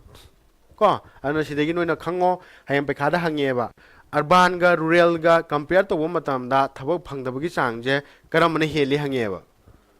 ꯔꯨꯔꯦꯜꯅ ꯍꯦꯜꯂꯤ ꯈꯪꯉꯕ ꯁꯨꯃꯥꯏꯅ ꯁꯤꯒꯤ ꯗꯥꯏꯔꯦꯛ ꯁꯤꯒꯨꯝꯕꯁꯦ ꯍꯪꯉꯛꯀꯗꯧ ꯅꯠꯇꯦꯕ ꯈꯪꯕ꯭ꯔꯣ ꯃꯊꯪꯗꯅ ꯌꯦꯡꯉꯣ ꯖꯦꯟꯗꯔ ꯗꯤꯁꯄꯦꯔꯤꯇꯤꯁ ꯍꯥꯏꯌꯦ ꯖꯦꯟꯗꯔ ꯗꯤꯁꯄꯦꯔꯤꯇꯤꯗꯤ ꯀꯩꯅꯣ ꯊꯕꯛ ꯇꯧꯕꯗꯁꯨ ꯅꯨꯄꯥ ꯅꯨꯄꯤ ꯍꯥꯏꯕ ꯑꯃ ꯂꯩꯔꯣꯏꯗ꯭ꯔꯣ ꯅꯨꯄꯥ ꯅꯨꯄꯤꯒꯤ ꯈꯦꯠꯅꯕ ꯍꯥꯏꯇꯥꯔꯦ ꯁꯤꯁꯨ ꯌꯦꯡꯉꯁꯤ ꯐꯦꯃꯦꯟ ꯑꯟꯏꯝꯄ꯭ꯂꯣꯏꯃꯦꯟ ꯔꯦꯠꯁꯦ ꯀꯌꯥ ꯑꯣꯏꯔꯦ 18.5ꯅꯦꯕ ꯀꯥꯏꯗ ꯖꯨꯟ 2024ꯗ ꯑꯗꯨꯕꯨ ꯖꯨꯟ 2023ꯗꯗꯤ ꯀꯌꯥ ꯈꯛꯇꯪ ꯑꯣꯏꯔꯝꯃꯤ 15.1% ꯈꯛꯇꯪ ꯑꯣꯏꯔꯝꯃꯤ ꯈꯪꯉꯕ ꯈꯪꯍꯧꯗꯦ ꯑꯗꯨꯒ ꯌꯦꯡꯉꯣ ꯃꯦꯜ ꯑꯟꯏꯝꯄ꯭ꯂꯣꯏꯃꯦꯟ ꯔꯦꯠꯁꯤꯅ ꯀꯩꯗꯧꯒꯦ ꯍꯥꯏꯕ ꯃꯇꯝꯗ ꯃꯥꯁꯨ ꯍꯦꯟꯒꯠꯂꯤꯀꯣ ꯍꯦꯟꯒꯠꯇꯥꯔꯒꯁꯨ ꯌꯥꯝꯅ 0.1% ꯈꯛꯇꯅꯦꯕ ꯍꯦꯟꯒꯠꯂꯤꯁꯤ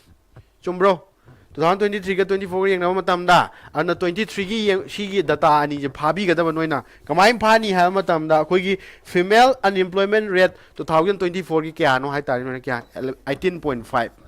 ꯌꯥꯔꯕ ꯑꯗꯨꯒ 2023ꯒꯤꯅ ꯀꯌꯥꯅꯣ ꯍꯪꯉꯛ ꯇꯥꯔꯒꯗꯤ 15.1 ꯑꯗꯨꯒ ꯃꯦꯜꯒꯤ ꯑꯟꯏꯝꯄ꯭ꯂꯣꯏꯃꯦꯟ ꯔꯦꯠꯇꯨꯅ ꯑꯩꯈꯣꯏ 2024 ꯖꯨꯟꯐꯧꯗ ꯀꯌꯥꯅꯣ ꯍꯪꯉꯛ ꯇꯥꯔꯒꯗꯤ 7.8% ꯒ꯭ꯌꯥꯟ ꯇꯥꯔꯦꯅ ꯑꯗꯨꯒ 2023ꯒꯤ ꯍꯪꯉꯛꯑꯒꯅ ꯀꯌꯥ 7.7% ꯁꯤ ꯆꯤꯡꯐꯥ ꯐꯥꯕ ꯉꯝꯃꯣꯏꯗ꯭ꯔꯅꯦ ꯁꯤ ꯉꯝꯗ꯭ꯔꯗꯤ ꯇꯣꯛꯑꯣ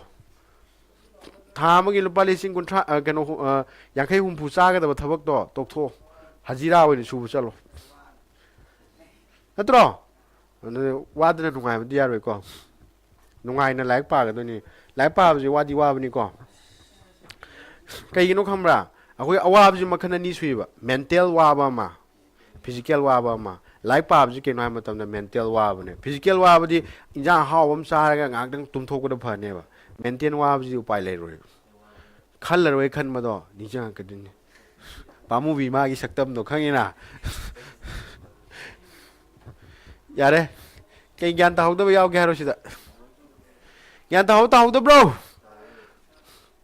ꯃꯥ ꯒ꯭ꯌꯥꯟ ꯇꯥꯍꯧꯏꯀꯣ ꯀꯥꯏ ꯆꯠꯈ꯭ꯔꯒꯦ ꯑꯩꯈꯣꯏ ꯄꯥꯔꯇꯤꯒꯤꯗꯤ ꯃꯣꯅꯤꯀꯥ ꯀꯥꯏ ꯆꯠꯈ꯭ꯔꯦ ꯑꯣꯁꯤꯟ ꯀꯥꯏ ꯆꯠꯈ꯭ꯔꯦ ꯔꯦꯟꯁꯟ ꯀꯥꯏ ꯆꯠꯈ꯭ꯔꯦ ꯍꯥ ꯁꯤꯗꯤ ꯐꯥꯗꯁꯨ ꯌꯥꯏꯗ ꯆꯥꯎꯔꯥꯛꯄ ꯑꯃ ꯅꯣꯏ ꯈꯪꯒꯗꯣꯏꯁꯦ ꯏꯟꯗꯤꯌꯥꯟ ꯏꯝꯄ꯭ꯂꯣꯏꯃꯦꯟ ꯔꯤꯄꯣꯔꯠꯁꯦ ꯀꯅꯥꯅ ꯄꯥꯕ꯭ꯂꯤꯁ ꯇꯧꯏ ꯈꯪꯒꯗꯕ ꯀꯅꯥꯅ ꯄꯥꯕ꯭ꯂꯤꯁ ꯇꯧꯏ ꯍꯥꯏꯒꯦ institute for human development and ILO ꯍꯥꯏꯕ ꯅꯠꯇ꯭ꯔꯣ ILOꯗꯤ ꯀꯩ ꯍꯥꯏꯒꯦ ꯁꯥꯔꯅ ꯏꯟꯇꯔꯅꯦꯁꯅꯦꯜ ꯂꯦꯕꯔ ꯑꯣꯔꯒꯅꯥꯏꯖꯦꯁꯟ ꯍꯥꯏꯕ ꯅꯠꯇ꯭ꯔꯣ ꯁꯤ ꯑꯅꯤꯁꯤꯅ ꯄꯥꯕ꯭ꯂꯤꯁ ꯇꯧꯏ ꯈꯪꯕꯤꯒꯗꯕ ꯌꯥꯔꯕ ꯁꯤꯒꯨꯝꯕ ꯀꯥꯟꯗ ꯌꯥꯝ ꯇꯥꯡꯅ ꯍꯪꯉꯛꯀꯅꯤ ꯍꯪꯉꯣꯏ ꯍꯥꯏꯕꯗꯤ ꯅꯠꯇꯦꯀꯣ ꯍꯪꯉꯛꯀꯅꯤ ꯌꯥꯝ ꯇꯥꯡꯅ ꯍꯪꯉꯛꯀꯅꯦꯕ ꯗꯛ ꯍꯪꯖꯤꯜꯂꯛꯑꯗꯤ ꯀꯩꯗꯧꯋꯤ ꯂꯣꯡꯉ ꯇꯥꯗꯣꯏ ꯅꯠꯇ꯭ꯔꯣ ꯑꯗꯨꯅ ꯑꯩꯈꯣꯏꯒꯤꯗꯤ ꯀꯩꯗꯧꯋꯤ ꯈꯨꯠꯂꯥꯏ ꯈꯨꯗꯝꯃꯛ ꯂꯣꯏꯅ ꯌꯦꯞꯄ ꯆꯠꯇꯕ ꯌꯥꯗꯦꯕ ꯈꯪꯕ꯭ꯔꯣ ꯑꯦꯅꯤ ꯇꯥꯏꯝ ꯄꯤꯁꯇꯣꯟꯒꯤ ꯁꯤꯖꯤꯟꯅꯕ ꯑꯃꯁꯨ ꯌꯥꯎꯔꯛꯀꯅꯦꯕꯀꯣ AKꯁꯨ ꯌꯥꯎꯔꯛꯀꯗꯣꯏꯅꯤ ꯑꯗꯨꯅ ꯂꯣꯏ ꯑꯇꯦꯟ ꯃꯁꯥꯡ ꯂꯣꯏ ꯅꯞꯁꯜꯂ ꯄꯨ ꯆꯠꯀꯗꯧꯅꯤ ꯒ꯭ꯌꯥꯟ ꯇꯥꯔꯤꯀꯣ ꯃꯥꯏ ꯗꯤꯌꯔ ꯔꯦꯁꯄꯣꯟꯁ ꯂꯥꯛꯑꯣ ꯀꯣꯏꯁꯟ ꯍꯧꯔꯁꯦ ꯑꯗꯨꯒ ꯑꯃꯒ ꯃꯔꯛ ꯊꯠꯅ ꯍꯟꯖꯟ ꯍꯥꯏꯌꯦꯅ ꯋꯥꯔꯧꯕꯤꯕ ꯇꯧꯒꯅꯨꯀꯣ ꯉꯁꯤ ꯄꯕ꯭ꯂꯤꯛ ꯊꯥꯕꯅꯤ ꯄꯕ꯭ꯂꯤꯛꯇ ꯑꯩꯅ ꯉꯁꯤ ꯅꯧꯅ ꯌꯦꯡꯕꯤꯔꯤꯕ ꯑꯩꯈꯣꯏꯒꯤ ꯁ꯭ꯇꯨꯗꯦꯟꯁꯤꯡꯗ ꯍꯥꯏꯅꯤꯡꯕ ꯑꯃꯅ ꯉꯁꯤꯁꯦ ꯀꯩꯗꯧꯔꯦ ꯐꯦꯕꯋꯥꯔꯤꯒꯤ ꯇꯥꯡ ꯀꯌꯥꯅꯣ ꯉꯁꯤꯁꯦ 27 ꯅꯠꯇ꯭ꯔꯣ ꯑꯗꯨꯅ ꯑꯩꯈꯣꯏꯒꯤ 011 ꯂꯥꯏꯐ ꯐꯥꯎꯟꯗꯦꯁꯟ ꯀꯣꯔꯁꯀꯤ ꯑꯣꯏꯅ ꯑꯩꯈꯣꯏꯒꯤ ꯍꯣꯜ ꯐꯦꯕꯋꯥꯔꯤ ꯃꯟꯒꯤ ꯑꯣꯐꯔ ꯄꯤꯖꯔꯝꯕꯅꯤ ꯑꯩꯈꯣꯏꯒꯤ ꯑꯣꯜ ꯁ꯭ꯇꯨꯗꯦꯟꯒꯤꯅ ꯀꯩꯗꯧꯔꯦ ꯑꯣꯡꯂꯤ 500 ꯔꯨꯄꯤꯁ ꯈꯤꯇꯪ ꯄꯤꯔꯒ 1 ꯏꯌꯔ ꯍꯥꯏꯕꯗꯤ ꯆꯍꯤ ꯆꯨꯞꯄ ꯁꯕꯁꯀ꯭ꯔꯤꯞꯁꯟ ꯂꯧꯕ ꯌꯥꯔꯝꯕꯅꯤꯀோ ꯑꯗꯨꯗꯣ ꯀꯩꯗꯧꯔꯦ ꯑꯩꯈꯣꯏꯒꯤ ꯄ꯭ꯔꯥꯏꯁ ꯍꯥꯏꯛ ꯇꯧꯔꯛꯑꯅꯤ ꯍꯥꯏꯕꯗꯤ ꯃꯃꯜ ꯍꯦꯟꯒꯠꯆꯔꯦ ꯍꯥꯏꯕ ꯍꯥꯟꯅꯒꯤꯅ ꯀꯌꯥ ꯑꯣꯏꯔꯝꯃꯅꯤ 1000 ꯂꯥꯛꯑꯅꯤ ꯑꯗꯨꯒ ꯐ꯭ꯔꯦꯁꯔꯒꯤꯅ ꯀꯩꯗꯧꯒꯦ ꯍꯥꯏꯕ ꯃꯇꯝꯗ ꯑꯩꯈꯣꯏꯒꯤ 1500 ꯅꯠꯇ꯭ꯔꯣ ꯑꯩꯈꯣꯏꯅ ꯍꯥꯟꯅ ꯑꯣꯐꯔ ꯄꯤꯔꯝꯕꯗꯣ 2500 ꯒ꯭ꯌꯥꯟ ꯇꯥꯏꯀꯣ ꯂꯥꯟꯅ ꯂꯧꯕꯤꯒꯅꯨꯀꯣ ꯇꯧꯖꯔꯤꯕ ꯃꯌꯥꯝꯁꯤ ꯀꯩꯗꯧꯏ ꯑꯩꯈꯣꯏꯁꯨ ꯐ꯭ꯔꯤꯗ ꯇꯧꯊꯣꯛꯄ ꯌꯥꯏ ꯇꯧꯕꯇꯕꯨ ꯀꯩꯗꯧꯏ ꯃꯩꯒꯤ ꯍꯥꯏꯕ ꯂꯩ ꯑꯗꯩꯗꯤ ꯀꯩꯗꯧꯏ ꯃꯦꯇꯔꯤꯌꯦꯜ ꯁꯦꯝꯃꯛꯀꯅꯤ ꯇꯣꯉꯥꯟꯅ ꯁ꯭ꯇꯥꯐ ꯄꯤꯔꯛꯀꯗꯣꯏꯅꯤ ꯑꯩꯈꯣꯏꯒꯤ ꯁꯤ ꯃꯌꯥꯝꯁꯤꯒꯤ ꯑꯦꯛꯁꯄꯦꯟꯁꯅꯤꯀꯣ ꯌꯥꯝ ꯆꯍꯤꯗ ꯑꯗꯨꯝ ꯃꯥꯒꯤ ꯀꯣꯔꯁꯇꯨꯒ ꯑꯣꯟꯊꯣꯛꯅꯕ ꯃꯇꯝꯗ ꯑꯗꯨꯝ ꯔꯤꯖꯅꯦꯕꯜ ꯑꯣꯏꯕ ꯄ꯭ꯔꯥꯏꯁꯅꯦꯅ ꯈꯟꯖꯩ ꯏꯟꯇꯔꯦꯁꯇꯦꯠ ꯂꯩꯕ ꯁꯥꯇ꯭ꯔꯁꯤꯡꯅ ꯀꯩꯗꯧꯏ ꯑꯗꯨꯝ ꯀꯣꯟꯇꯦꯛ ꯇꯧꯁꯟꯕꯤꯔꯛꯎꯀꯣ ꯑꯗꯨꯒ ꯑꯃꯅ ꯈ꯭ꯋꯥꯏꯗꯒꯤ ꯒꯨꯗ ꯅ꯭ꯌꯨꯁ ꯑꯃꯅ ꯑꯩꯈꯣꯏꯒꯤ ꯃꯥꯔꯁ ꯊꯥꯗꯒꯤ ꯃꯥꯔꯁ ꯃꯟꯗꯒꯤ ꯀꯩꯗꯧꯔꯦ ꯑꯩꯈꯣꯏꯒꯤ ꯑꯅꯧꯕ ꯐꯥꯎꯟꯗꯦꯁꯟ ꯀꯣꯔꯁ ꯍꯥꯏꯇꯥꯔꯦ ꯀꯣ ꯐꯥꯎꯟꯗꯦꯁꯟ ꯀꯣꯔꯁꯁꯦ ꯑꯦꯗꯚꯥꯟꯁ ꯂꯦꯚꯦꯜꯁꯨ ꯑꯣꯏꯔꯛꯀꯅꯤꯀꯣ ꯑꯗꯨꯝ ꯍꯧꯔꯛꯑꯅꯤ ꯁꯤꯃꯁꯨ ꯀꯩꯗꯧꯏ ꯀꯣꯟꯇꯦꯛ ꯇꯧꯁꯟꯕꯤꯔꯣ ꯌꯥꯎꯁꯟꯕꯤꯌꯨ ꯌꯥꯏ ꯀꯩꯁꯨ ꯀꯥꯏꯗꯦ ꯀꯩꯒꯤ ꯑꯣꯏꯕ ꯌꯥꯏ ꯑꯦꯁ ꯑꯦꯁ ꯁꯤꯗ ꯍꯥꯏꯕꯗꯣ ꯃꯌꯥꯝ ꯂꯩꯔꯦ ꯅꯣꯏꯅ ꯍꯦꯟꯅ ꯈꯪꯉꯤꯗꯨ ꯉꯥꯏꯔꯦ ꯈꯨꯗꯝ ꯑꯣꯏꯅ ꯍꯥꯏꯔꯀꯥꯟꯗ ꯁꯤ ꯖꯤ ꯑꯦꯜ ꯂꯩꯔꯦ ꯅꯠꯇ꯭ꯔꯣ ꯑꯦꯝ ꯇꯤ ꯑꯦꯁ ꯂꯩꯔꯦ ꯑꯗꯒꯤ ꯀꯩꯗꯧꯔꯦ ꯁꯤ ꯑꯩꯆ ꯑꯦꯁ ꯑꯦꯜ ꯂꯩꯔꯦ ꯑꯗꯩ ꯁ꯭ꯇꯦꯅꯣꯒ꯭ꯔꯥꯐꯔꯒꯤ ꯂꯩꯔꯦ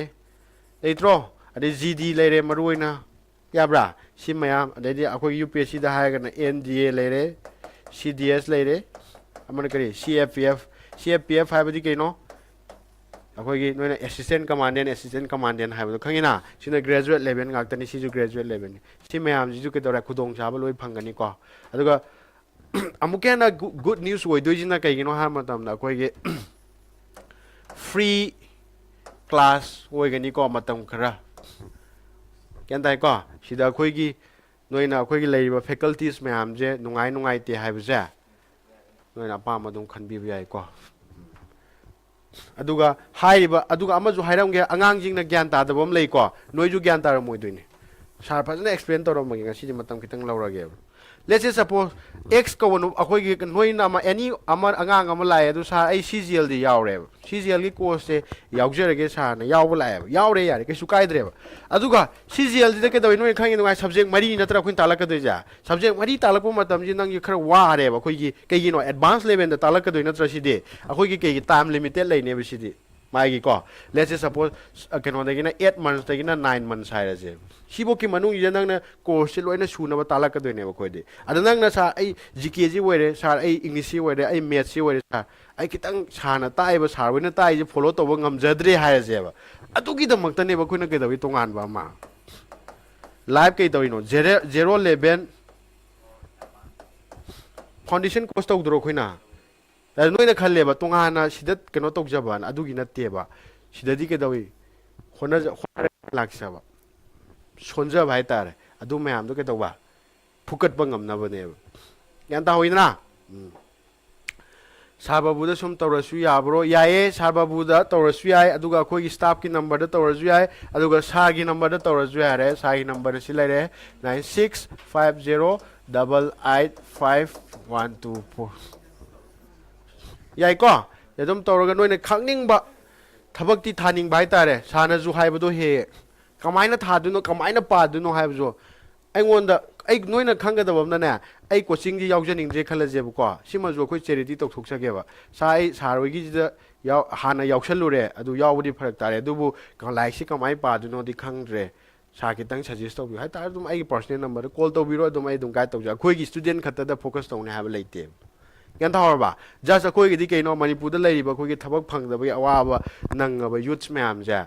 ꯃꯥꯒꯤ ꯃꯥꯅ ꯍꯩꯖꯔꯤꯕ ꯃꯥꯅ ꯈꯪꯖꯔꯤꯕ ꯅꯣꯂꯦꯖꯇꯨꯒꯤ ꯃꯇꯨꯡ ꯏꯟꯅ ꯆꯥꯅꯕ ꯊꯕꯛ ꯑꯃꯃꯝ ꯐꯪꯖꯈꯤꯕꯀꯣ ꯑꯗꯨ ꯅꯣꯏꯅ ꯍꯌꯦꯡ ꯇꯣꯂꯣꯞ ꯐꯪꯕ ꯀꯥꯟꯗ ꯀꯩꯗꯧꯔꯦ ꯑꯩꯈꯣꯏꯅ ꯂꯧꯒꯦ ꯍꯥꯏꯗꯧ ꯅꯠꯇꯦꯕ ꯖꯁ ꯑꯩꯈꯣꯏꯒꯤꯗꯤ ꯀꯩꯗꯧꯔꯦ ꯁꯨꯃꯥꯏꯅ ꯇꯧꯗꯅ ꯑꯩꯈꯣꯏꯅ ꯁꯦꯝꯖꯈꯤꯕ ꯁꯥꯇ꯭ꯔꯅꯤ ꯍꯥꯏꯕꯒꯤ ꯃꯤꯡꯊꯣꯟꯗꯨ ꯅꯪ ꯐꯪꯍꯧꯔ ꯂꯣꯏꯖꯔꯦꯕ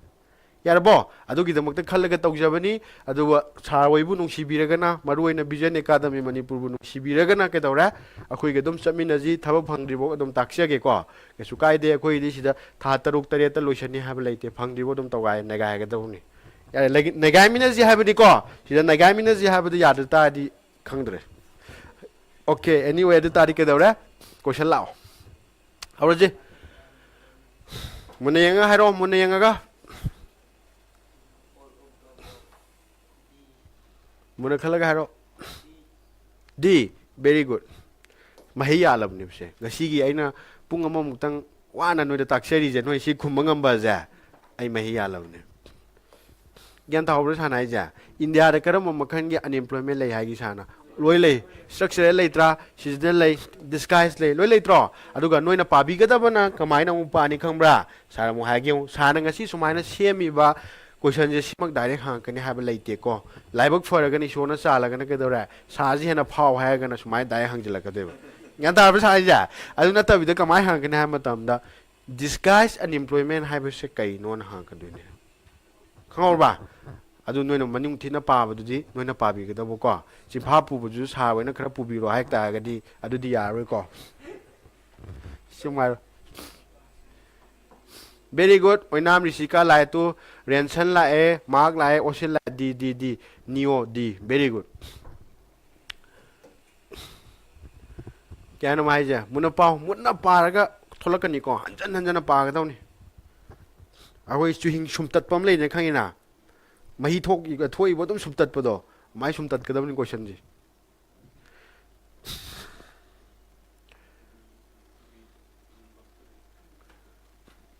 kaya mai ga sahai ke para sa ga pamina ji ko if a person is ready to work at the prevailing west di ke no mai gi kusuman du ni ko kusuman west rate in the market but he's unable to find a work then what type of unemployment san ke hai gi mari thabak chujar ga ne lupa ma pigera lupa ni pigera kun pigera makhan tang pigera ai thabak chujar ga hai ne hai ba means ke no ma thabak thi na tro thabak ti ra kan ru ke dawi ma thabak phang da na tro atari ke we ni involuntary we na tro yan ta bro C we ro ye ke we ga da ba B we ga da ne yan dar bo sana ga sa ke hai involuntary di ke hai ge masana pamja da na ke doge thok we thi di thi jai na tro ma ja adu khudong cha da ba mayam no maro mo ga ma ji phangan da bu no tro A we ro ye A we ga na ke dawi thabak tor ma thi ja da bu do thabak tor ma tok thok ki bu du ni ko ada B we ga da bu ko khau bro concept sai rak pra sai dei ko kai gi no tam no phajana khangau da bai ne bu khoi no ko horan revision am chalo am khen khang no shi ma ro CAPF assistant commandant ACI assistant commandant hai ni ko assistant commandant da hang rab ni mona tao mona khalo sida di kok thana kani isam na te ko UPSC ni mona khalo question matam lo minute ra lo gera mo gera sala ma dum ngai ge answer di ke dawi somna pirak tab di yaroi 3 gi la ai hai doi sona ga nyang kano siyo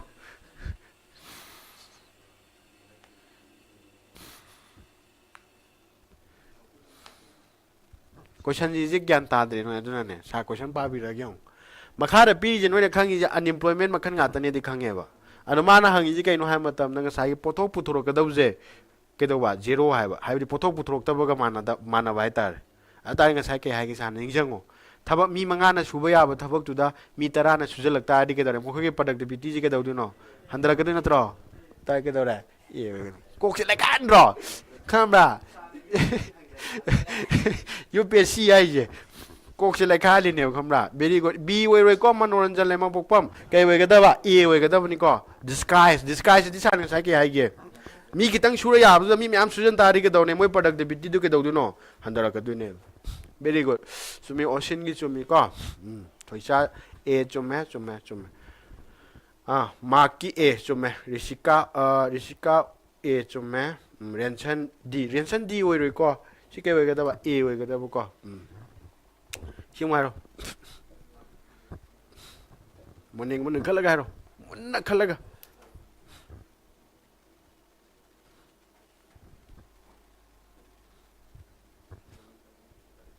si jo ne thabi dram ne si gi level ja UPSC level ni ko si jo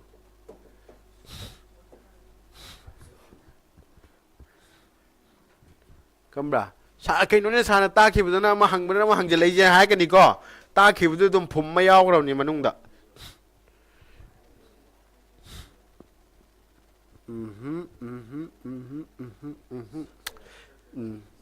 structure du sa ke hai ye na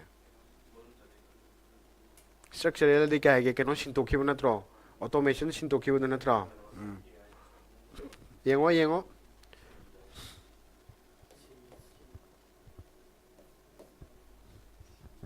ani je le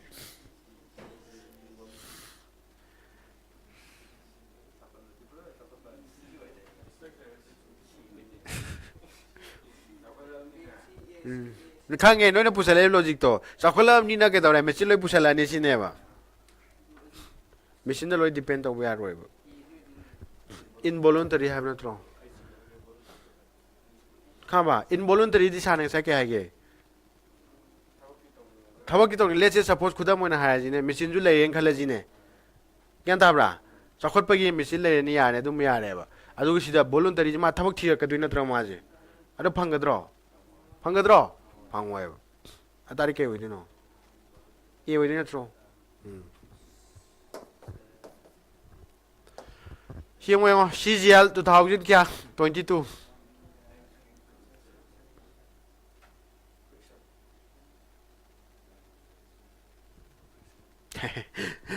ꯁꯤꯁꯨ CGL officer ꯂꯦꯚꯦꯜꯅꯤ ꯑꯔꯥꯏꯕ ꯅꯠꯇꯦꯀꯣ ꯀꯩꯅꯣꯒ ꯆꯞ ꯃꯥꯟꯅꯩ UPSCꯒ ꯃꯥꯟꯅꯩꯅꯤꯀꯣ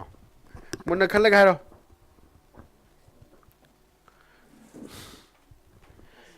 seasonal ꯌꯥꯎꯔꯝꯗ꯭ꯔꯦ seasonal ꯌꯥꯎꯔꯝ ꯇꯥꯔꯗꯤ seasonal ꯑꯣꯏꯗꯣꯏ ꯅꯠꯇ꯭ꯔꯣ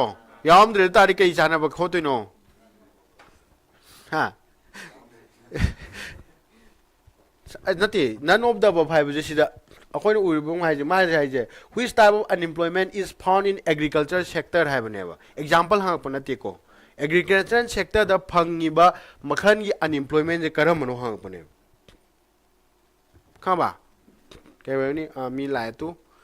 option ꯄꯤꯕ ꯂꯥꯛꯑꯦ ꯇꯨ 5ꯀꯤ A ꯌꯥꯔꯦ ꯃꯥर्क 5ꯀꯤ A ꯗꯤꯁꯀꯥꯏꯁ ꯅꯠꯇ꯭ꯔꯣ ꯇꯧꯔꯤꯁꯦ ꯍꯥꯏꯕꯗꯤ ꯈꯔ ꯈꯛꯇꯅ ꯃꯌꯥꯝ ꯊꯕꯛ ꯁꯨꯖꯟꯗꯔꯕ ꯁꯨꯗꯕ꯭ꯔꯣ ꯑꯗꯨ ꯇꯥꯔꯗꯤ ꯀꯩꯗꯧꯔꯅꯤ ꯗꯤꯁꯀꯥꯏꯁ ꯑꯣꯏꯔꯅꯦꯕꯀꯣ ꯈꯪꯍꯧꯕ꯭ꯔꯣ ꯁꯤꯉꯥꯏꯔꯣ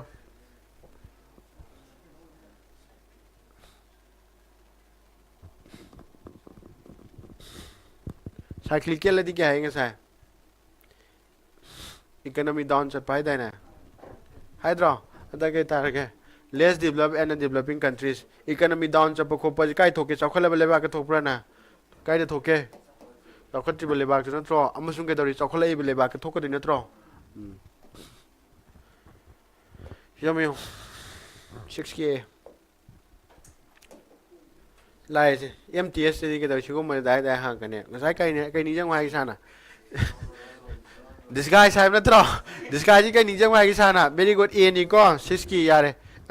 क्या बोले जॉन रॉबिन्सन है नत्रो रॉबिन्सन निजम है क्यों तो इन्हें को कागनो disguise concept से कनाना हो तो पुनो है मतलब न कनाना रॉबिन्सन क्यों है रो हारो कुछ है फॉर्मूला हम ताकि बुझाना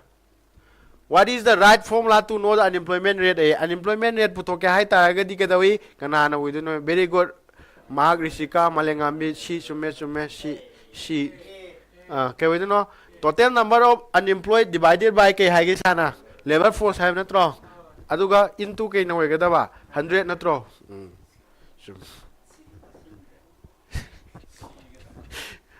मखाना में हो who are counted in the labor force है साना का क्या है कि labor force है बजाते कैंपटन नते थबक शुभ गंबा पैसा तान गंबा सही कांगरूप में ले है नत्रो साना अदुई कांगरूप तो काय दिन क्या बुन है के त्रांगा देगी ना हुंफुंगा वो है नत्रो very good आयर की ए निको सुमे 9 की तारे काउ किद्रो नोया खंग ने पाहु दबा गा नि के दरा सी खोसल के दिने सही टाइम पान बो था दबा या गान खल के दिने को नत्ते को आयुनी ओजा गुरु खल्लो आइ जि खंबा सिगुम बजि खंगौ न बने लास्ट यंग जी headquarter of the ILO have natra ILO ji kai le isana Switzerland ni kara mafam Geneva natra yauraba yawi ko munata aduga noina khanga da ahen ma noina pa ge ha kana na ILO hai organization ji head se kana no ga no thido ka dong ne ha ba si ji ga dora kara UPSC gu ma tha ge khan ma ngang yi oi tare ko kara he na ka no taw yo pa mai tar 시메요 영어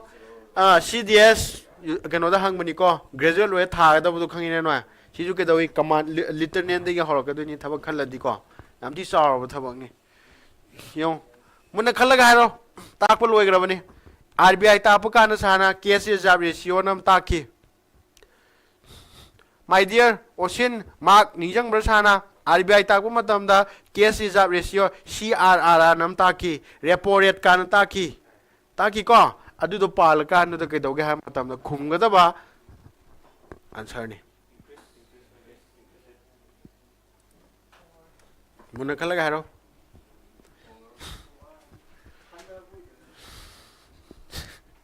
क्या नाम है खबरा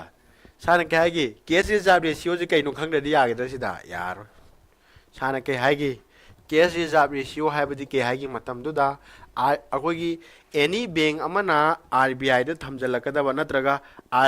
bank ꯃꯁꯥꯃꯛꯇꯨꯗ ꯏꯃꯥꯔꯖꯦꯟꯁꯤꯒꯤꯗꯃꯛꯇ ꯈꯥꯛꯑ ꯊꯝꯒꯗꯕ ꯄꯩꯁꯥ ꯃꯁꯤꯡ ꯑꯃ ꯂꯩꯌꯦꯅ ꯍꯥꯏꯒꯗ꯭ꯔꯥ ꯑꯗꯨꯕꯨ ꯀꯩ ꯀꯧꯏ ꯍꯥꯏꯒꯤ ꯁꯥꯅ ꯀꯦꯁ ꯔꯤꯖꯥꯔꯚ ꯔꯦꯁꯤꯌꯣ ꯀꯧꯏ ꯍꯥꯏꯗ꯭ꯔꯥ ꯃꯥꯅ ꯍꯪꯉꯤꯁꯤꯅ ꯑꯗꯨꯒꯤ ꯈꯥꯛꯆꯜꯂꯤꯕ ꯃꯌꯥꯝꯗꯣ ꯑꯗꯨ ꯀꯩꯗꯧꯕ ꯑꯥꯔ ꯕꯤ ꯑꯥꯏꯅ ꯍꯟꯊꯔꯦꯕ ꯑꯇꯥꯔꯗꯤ ꯅꯣꯏ ꯍꯥꯟꯅ 90 ꯈꯥꯛꯑꯝꯕꯗꯣ 10 ꯈꯛꯇ ꯊꯝꯃꯣ ꯌꯥꯔꯦ ꯍꯥꯏꯔꯛꯑꯦꯕ ꯑꯇꯥꯔꯒꯗꯤ ꯕꯦꯡꯅ ꯄꯩꯁꯥꯁꯤ ꯍꯦꯟꯅ ꯁꯤꯖꯤꯟꯅꯕ ꯌꯥꯔꯛꯑꯕ ꯅꯠꯇ꯭ꯔꯥ ꯑꯗ ꯄꯩꯁꯥ ꯍꯦꯟꯅ ꯁꯤꯖꯤꯟꯅꯕ ꯌꯥ ꯇꯥꯔꯒꯗꯤ ꯀ꯭ꯔꯦꯗꯤꯠ ꯀ꯭ꯔꯤꯌꯦꯁꯟ ꯑꯗꯤ ꯀꯩꯅꯣ ꯑꯩꯈꯣꯏꯒꯤ ꯂꯣꯟ ꯑꯣꯏꯅ ꯄꯤꯊꯣꯔꯛꯄꯒꯨꯝꯕ ꯄꯩꯁꯥ ꯁꯥꯟꯇꯣꯔꯛꯄꯁꯤꯅꯤꯀꯣ ꯁꯤꯁꯦ ꯀꯩꯗꯧꯒꯗꯒꯦ ꯁꯤꯅꯦꯕ ꯑꯣꯕꯤꯌꯁꯂꯤ ꯍꯦꯟꯈꯠꯂꯛꯇꯕ ꯅꯠꯇ꯭ꯔꯣ ꯑꯇꯥꯔꯗꯤ ꯁꯤ ꯀꯣꯏꯁꯟꯁꯦ ꯂꯩꯈꯥꯏꯔꯛꯇ꯭ꯔꯦ ꯌꯦꯡꯉꯣ ꯀꯦꯁ ꯔꯤꯖꯥꯔꯚ ꯔꯦꯁꯤꯌꯣꯁꯤ ꯀꯩꯅꯣ ꯑꯃꯨꯛ ꯈꯪꯗ꯭ꯔꯁꯨ ꯌꯥꯔꯔꯣꯏ ꯑꯇꯥꯔꯗꯤ ꯀꯩꯗꯧꯔꯦ ꯀ꯭ꯔꯦꯗꯤꯠ ꯀ꯭ꯔꯤꯌꯦꯁꯟ ꯍꯥꯏꯕꯁꯤ ꯀꯩꯅꯣ ꯑꯃꯨꯛ ꯈꯪꯗ꯭ꯔꯗꯤ ꯌꯥꯔꯔꯣꯏ ꯌꯥꯒꯗ꯭ꯔꯥ ꯌꯥꯔꯣꯏ ꯁꯤꯅꯤ ꯑꯅꯩꯕ ꯍꯥꯏꯁꯤ ꯁꯤ ꯀꯩꯅꯣ U P S C level ꯁꯤ ꯗꯤ ꯑꯦꯁꯀꯤꯅꯤꯀꯣ 2015 ꯑꯩꯈꯣꯏꯅ ꯊꯥꯕ ꯃꯇꯝꯗꯅꯦ ꯍꯪꯉꯛꯈꯤꯁꯤꯀꯣ ꯆꯥꯒꯤ ꯀꯣꯏꯁꯟ ꯄꯦꯄꯔ ꯂꯩꯀꯣ ꯀꯩꯅꯣ ꯁꯤ ꯗꯤ ꯑꯦꯁꯀꯤ ꯑꯗ ꯍꯪꯈ꯭ꯔꯕꯅꯦ ꯌꯥꯔꯕ ꯃꯇꯝꯗꯨꯗꯗꯤ ꯑꯩꯈꯣꯏꯁꯨ ꯁꯤ ꯂꯥꯜꯂꯝꯃꯤꯅꯤ ꯀꯩꯒꯤ ꯐꯖꯅ ꯅꯣꯂꯦꯖꯁꯨ ꯂꯩꯇꯕꯒꯤ ꯈꯨꯠꯂꯥꯏ ꯌꯥꯝ ꯄꯨꯍꯧꯗꯕꯒꯤꯀꯣ ꯁꯤ ꯑꯃ ꯌꯦꯡꯉꯣ ꯁꯤ ꯑꯃ ꯍꯥꯏꯔꯣ ꯁꯤꯁꯨ ꯀꯩꯗꯧꯔꯦ ꯑꯦꯁꯤꯁꯇꯦꯟꯠ ꯀꯃꯥꯟꯗꯦꯅ ꯍꯪꯉꯤꯅꯤ ꯐꯖꯩ ꯁꯤꯁꯨ ꯄꯣꯂꯤꯇꯤ ꯇꯥꯕ ꯅꯠꯇ꯭ꯔꯣ ꯁꯥꯅ ꯍꯥꯏꯔꯣ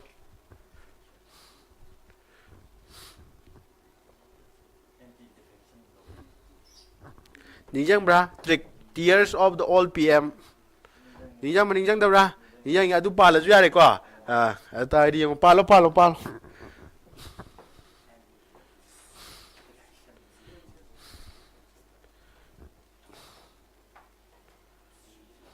ꯗꯤ ꯚꯦꯔꯤ ꯒꯨꯗ ꯗꯤꯗꯤ ꯀꯩ ꯍꯥꯏꯒꯦ ꯗꯤꯄꯦꯛꯁꯟꯒ ꯃꯔꯤ ꯂꯩꯅꯕ ꯅꯠꯇ꯭ꯔꯣ ꯁꯤꯗꯤ ꯀꯩꯗ 2016ꯒꯤ ꯑꯦꯁꯤꯁꯇꯦꯟꯠ ꯀꯃꯥꯟꯗꯦꯟꯅ ꯍꯪꯉꯤꯅꯤꯀꯣ ꯒ꯭ꯌꯥꯟ ꯇꯥꯔꯕ꯭ꯔꯥ ꯕꯤ ꯑꯣꯏꯔꯣꯏꯀꯣ ꯃꯥꯂꯦꯝꯉꯥꯟꯕꯤ ꯗꯤ ꯑꯣꯏꯒꯗꯕꯀꯣ ꯑꯅꯤꯁꯥ ꯁꯤ ꯑꯣꯏꯔꯣꯏ ꯀꯩ ꯑꯣꯏꯒꯗꯕ ꯑꯣꯐꯤꯁꯤꯌꯦꯜ ꯂꯦꯡꯒ꯭ꯋꯦꯖꯇꯤ ꯀꯌꯥꯅꯣ ꯃꯨꯟꯅ ꯇꯥꯎ ꯁꯥ ꯏꯊꯣꯛꯑꯃꯒ ꯌꯦꯡꯉꯣ ꯁꯤꯅ ꯁꯦꯗꯨꯜ 10 ꯅꯠꯇ꯭ꯔꯣ ꯁꯤꯅ ꯑꯣꯐꯤꯁꯤꯌꯦꯜ ꯂꯦꯡꯒ꯭ꯋꯦꯖ ꯁꯦꯗꯨꯜ 8ꯅꯤ ꯂꯦꯟ ꯔꯤꯐꯣꯔꯝꯅ ꯁꯦꯗꯨꯜ 9ꯅꯤ ꯄ꯭ꯔꯣꯚꯤꯖꯟ ꯑꯣꯐ ꯗ ꯀꯩꯗꯧꯏ ꯗꯤꯁꯇ꯭ꯔꯤꯛ ꯀꯥꯎꯟꯁꯤꯜ ꯁꯤ ꯗꯤꯁꯇ꯭ꯔꯤꯛ ꯀꯥꯎꯟꯁꯤꯜꯁꯤ ꯀꯩꯗꯧꯒꯦ ꯍꯥꯏꯕ ꯃꯇꯝꯗ ꯁꯤꯁꯦ ꯀꯩꯅꯣ subject two correction 5th schedule ꯑꯣꯏꯔꯝꯒꯅꯤ ꯈꯪꯍꯧꯕ꯭ꯔꯥ ꯑꯗꯔ ꯁꯦꯗꯨꯜ ꯑꯦꯔꯤꯌꯥꯒꯥꯅ ꯍꯥꯏꯕꯗꯣ ꯈꯪꯉꯤꯅ ꯑꯗꯣ 6th ꯁꯦꯗꯨꯜꯗꯤ ꯅꯠꯇ꯭ꯔꯦ 6th ꯁꯦꯗꯨꯜ ꯅꯠꯇ꯭ꯔꯒ ꯀꯩꯗꯧꯏ 5th ꯁꯦꯗꯨꯜ ꯑꯣꯏꯔꯝꯒꯅꯤ ꯁꯤ ꯑꯅꯤꯁꯤ ꯈꯪꯍꯧꯕ꯭ꯔꯣ ꯌꯥꯕ꯭ꯔꯥ ꯆꯤꯟꯐꯥ ꯂꯣꯏ ꯄꯨꯊꯣꯛꯀꯗꯧꯅꯦ ꯈꯪꯍꯧꯕ꯭ꯔꯥ ꯌꯥꯔꯦ ꯆꯨꯝꯃꯦ ꯊꯣꯏꯆꯥ ꯇꯨꯒꯤ ꯗꯤ ꯚꯦꯔꯤ ꯒꯨꯗ ꯂꯣꯏꯁꯤꯜꯂꯁꯤꯀꯣ ꯑꯗꯨꯒ ꯂꯣꯏꯁꯤꯟꯗ꯭ꯔꯤꯉꯩꯒꯤ ꯃꯥꯡꯑꯣꯏꯅꯅ ꯀ꯭ꯂꯥꯁꯁꯦ ꯅꯨꯡꯉꯥꯏꯕ꯭ꯔꯥ ꯅꯨꯡꯉꯥꯏꯇꯕ꯭ꯔꯥ ꯐꯤꯗꯕꯦꯛ ꯃꯆꯥ ꯑꯃꯇꯪ ꯄꯤꯕꯤꯌꯨ ꯅꯣꯏꯒꯤ ꯐꯤꯗꯕꯦꯛꯇꯨꯅ ꯃꯔꯝ ꯑꯣꯏꯔꯒ ꯁꯥꯔꯅꯁꯨ ꯌꯥꯝ ꯊꯤꯅ ꯍꯣꯠꯅꯔꯛꯀꯗꯣꯏꯅꯤꯀꯣ ꯅꯣꯏ ꯈꯜꯂꯝꯒꯅꯤ ꯈꯔ ꯇꯨꯝꯕꯒ ꯆꯥꯕꯒ ꯈꯔ ꯃꯦꯇꯔꯤꯌꯦꯜ ꯈꯔ ꯂꯥꯛꯑꯒ ꯄꯪꯇꯥꯗ ꯇꯥꯛꯁꯟꯕ ꯃꯥꯜꯂꯝꯒꯅꯤꯀꯣ ꯅꯠꯇꯦꯀꯣ ꯑꯍꯤꯡ ꯆꯨꯞꯄ ꯂꯥꯏꯔꯤꯛ ꯄꯥꯖꯔꯤꯅꯤ ꯑꯩꯈꯣꯏꯁꯨ ꯀꯩꯗꯧꯒꯦ ꯍꯥꯏꯕ ꯃꯇꯝꯗ ꯀꯟꯁꯦꯞ ꯑꯃ ꯂꯥꯟꯅ ꯆꯠꯈꯤꯕ ꯃꯇꯝꯗ ꯍꯌꯦꯡ ꯅꯣꯏꯅ ꯑꯣꯞꯁꯟꯗꯣ ꯂꯣꯏ ꯂꯥꯜꯂꯛꯀꯗꯣꯏꯅꯦꯕ ꯑꯣꯞꯁꯟ ꯑꯃ ꯂꯥꯟꯕ ꯃꯤꯟꯁ ꯅꯪꯒꯤ ꯀꯦꯔꯤꯌꯔ ꯃꯥꯡꯗꯣꯏꯅꯦꯕ ꯑꯗꯨꯅ ꯑꯣꯖꯥꯒꯤ ꯁꯤꯟꯐꯝ ꯌꯥꯝ ꯂꯨꯈ꯭ꯔꯖꯥꯠꯅꯦꯕ ꯂꯥꯟꯅ ꯇꯥꯛꯄ ꯌꯥꯕ ꯅꯠꯇꯦꯕ ꯈꯪꯉꯕ ꯀꯣꯏꯁꯟ ꯑꯃꯅ ꯅꯪꯒꯤ ꯐ꯭ꯌꯨꯆꯔ ꯗꯤꯁꯥꯏꯠ ꯇꯧꯔꯛꯀꯗꯣꯏ ꯅꯠꯇ꯭ꯔꯣ ꯂꯦꯠꯁꯦ ꯁꯄꯣꯁ ꯀꯠ ꯑꯣꯐꯁꯦ ꯅꯪ ꯑꯥꯏ ꯇꯤ ꯑꯣꯏꯔꯦ ꯈꯜꯂꯁꯦꯕ ꯑꯩꯅ ꯂꯥꯟꯅ ꯀꯟꯁꯦꯞ ꯑꯃ ꯇꯥꯛꯈꯤꯕꯅ ꯃꯔꯝ ꯑꯣꯏꯔꯀꯥꯟꯗ ꯅꯪꯁꯦ ꯀꯩꯗꯧꯔꯒꯦ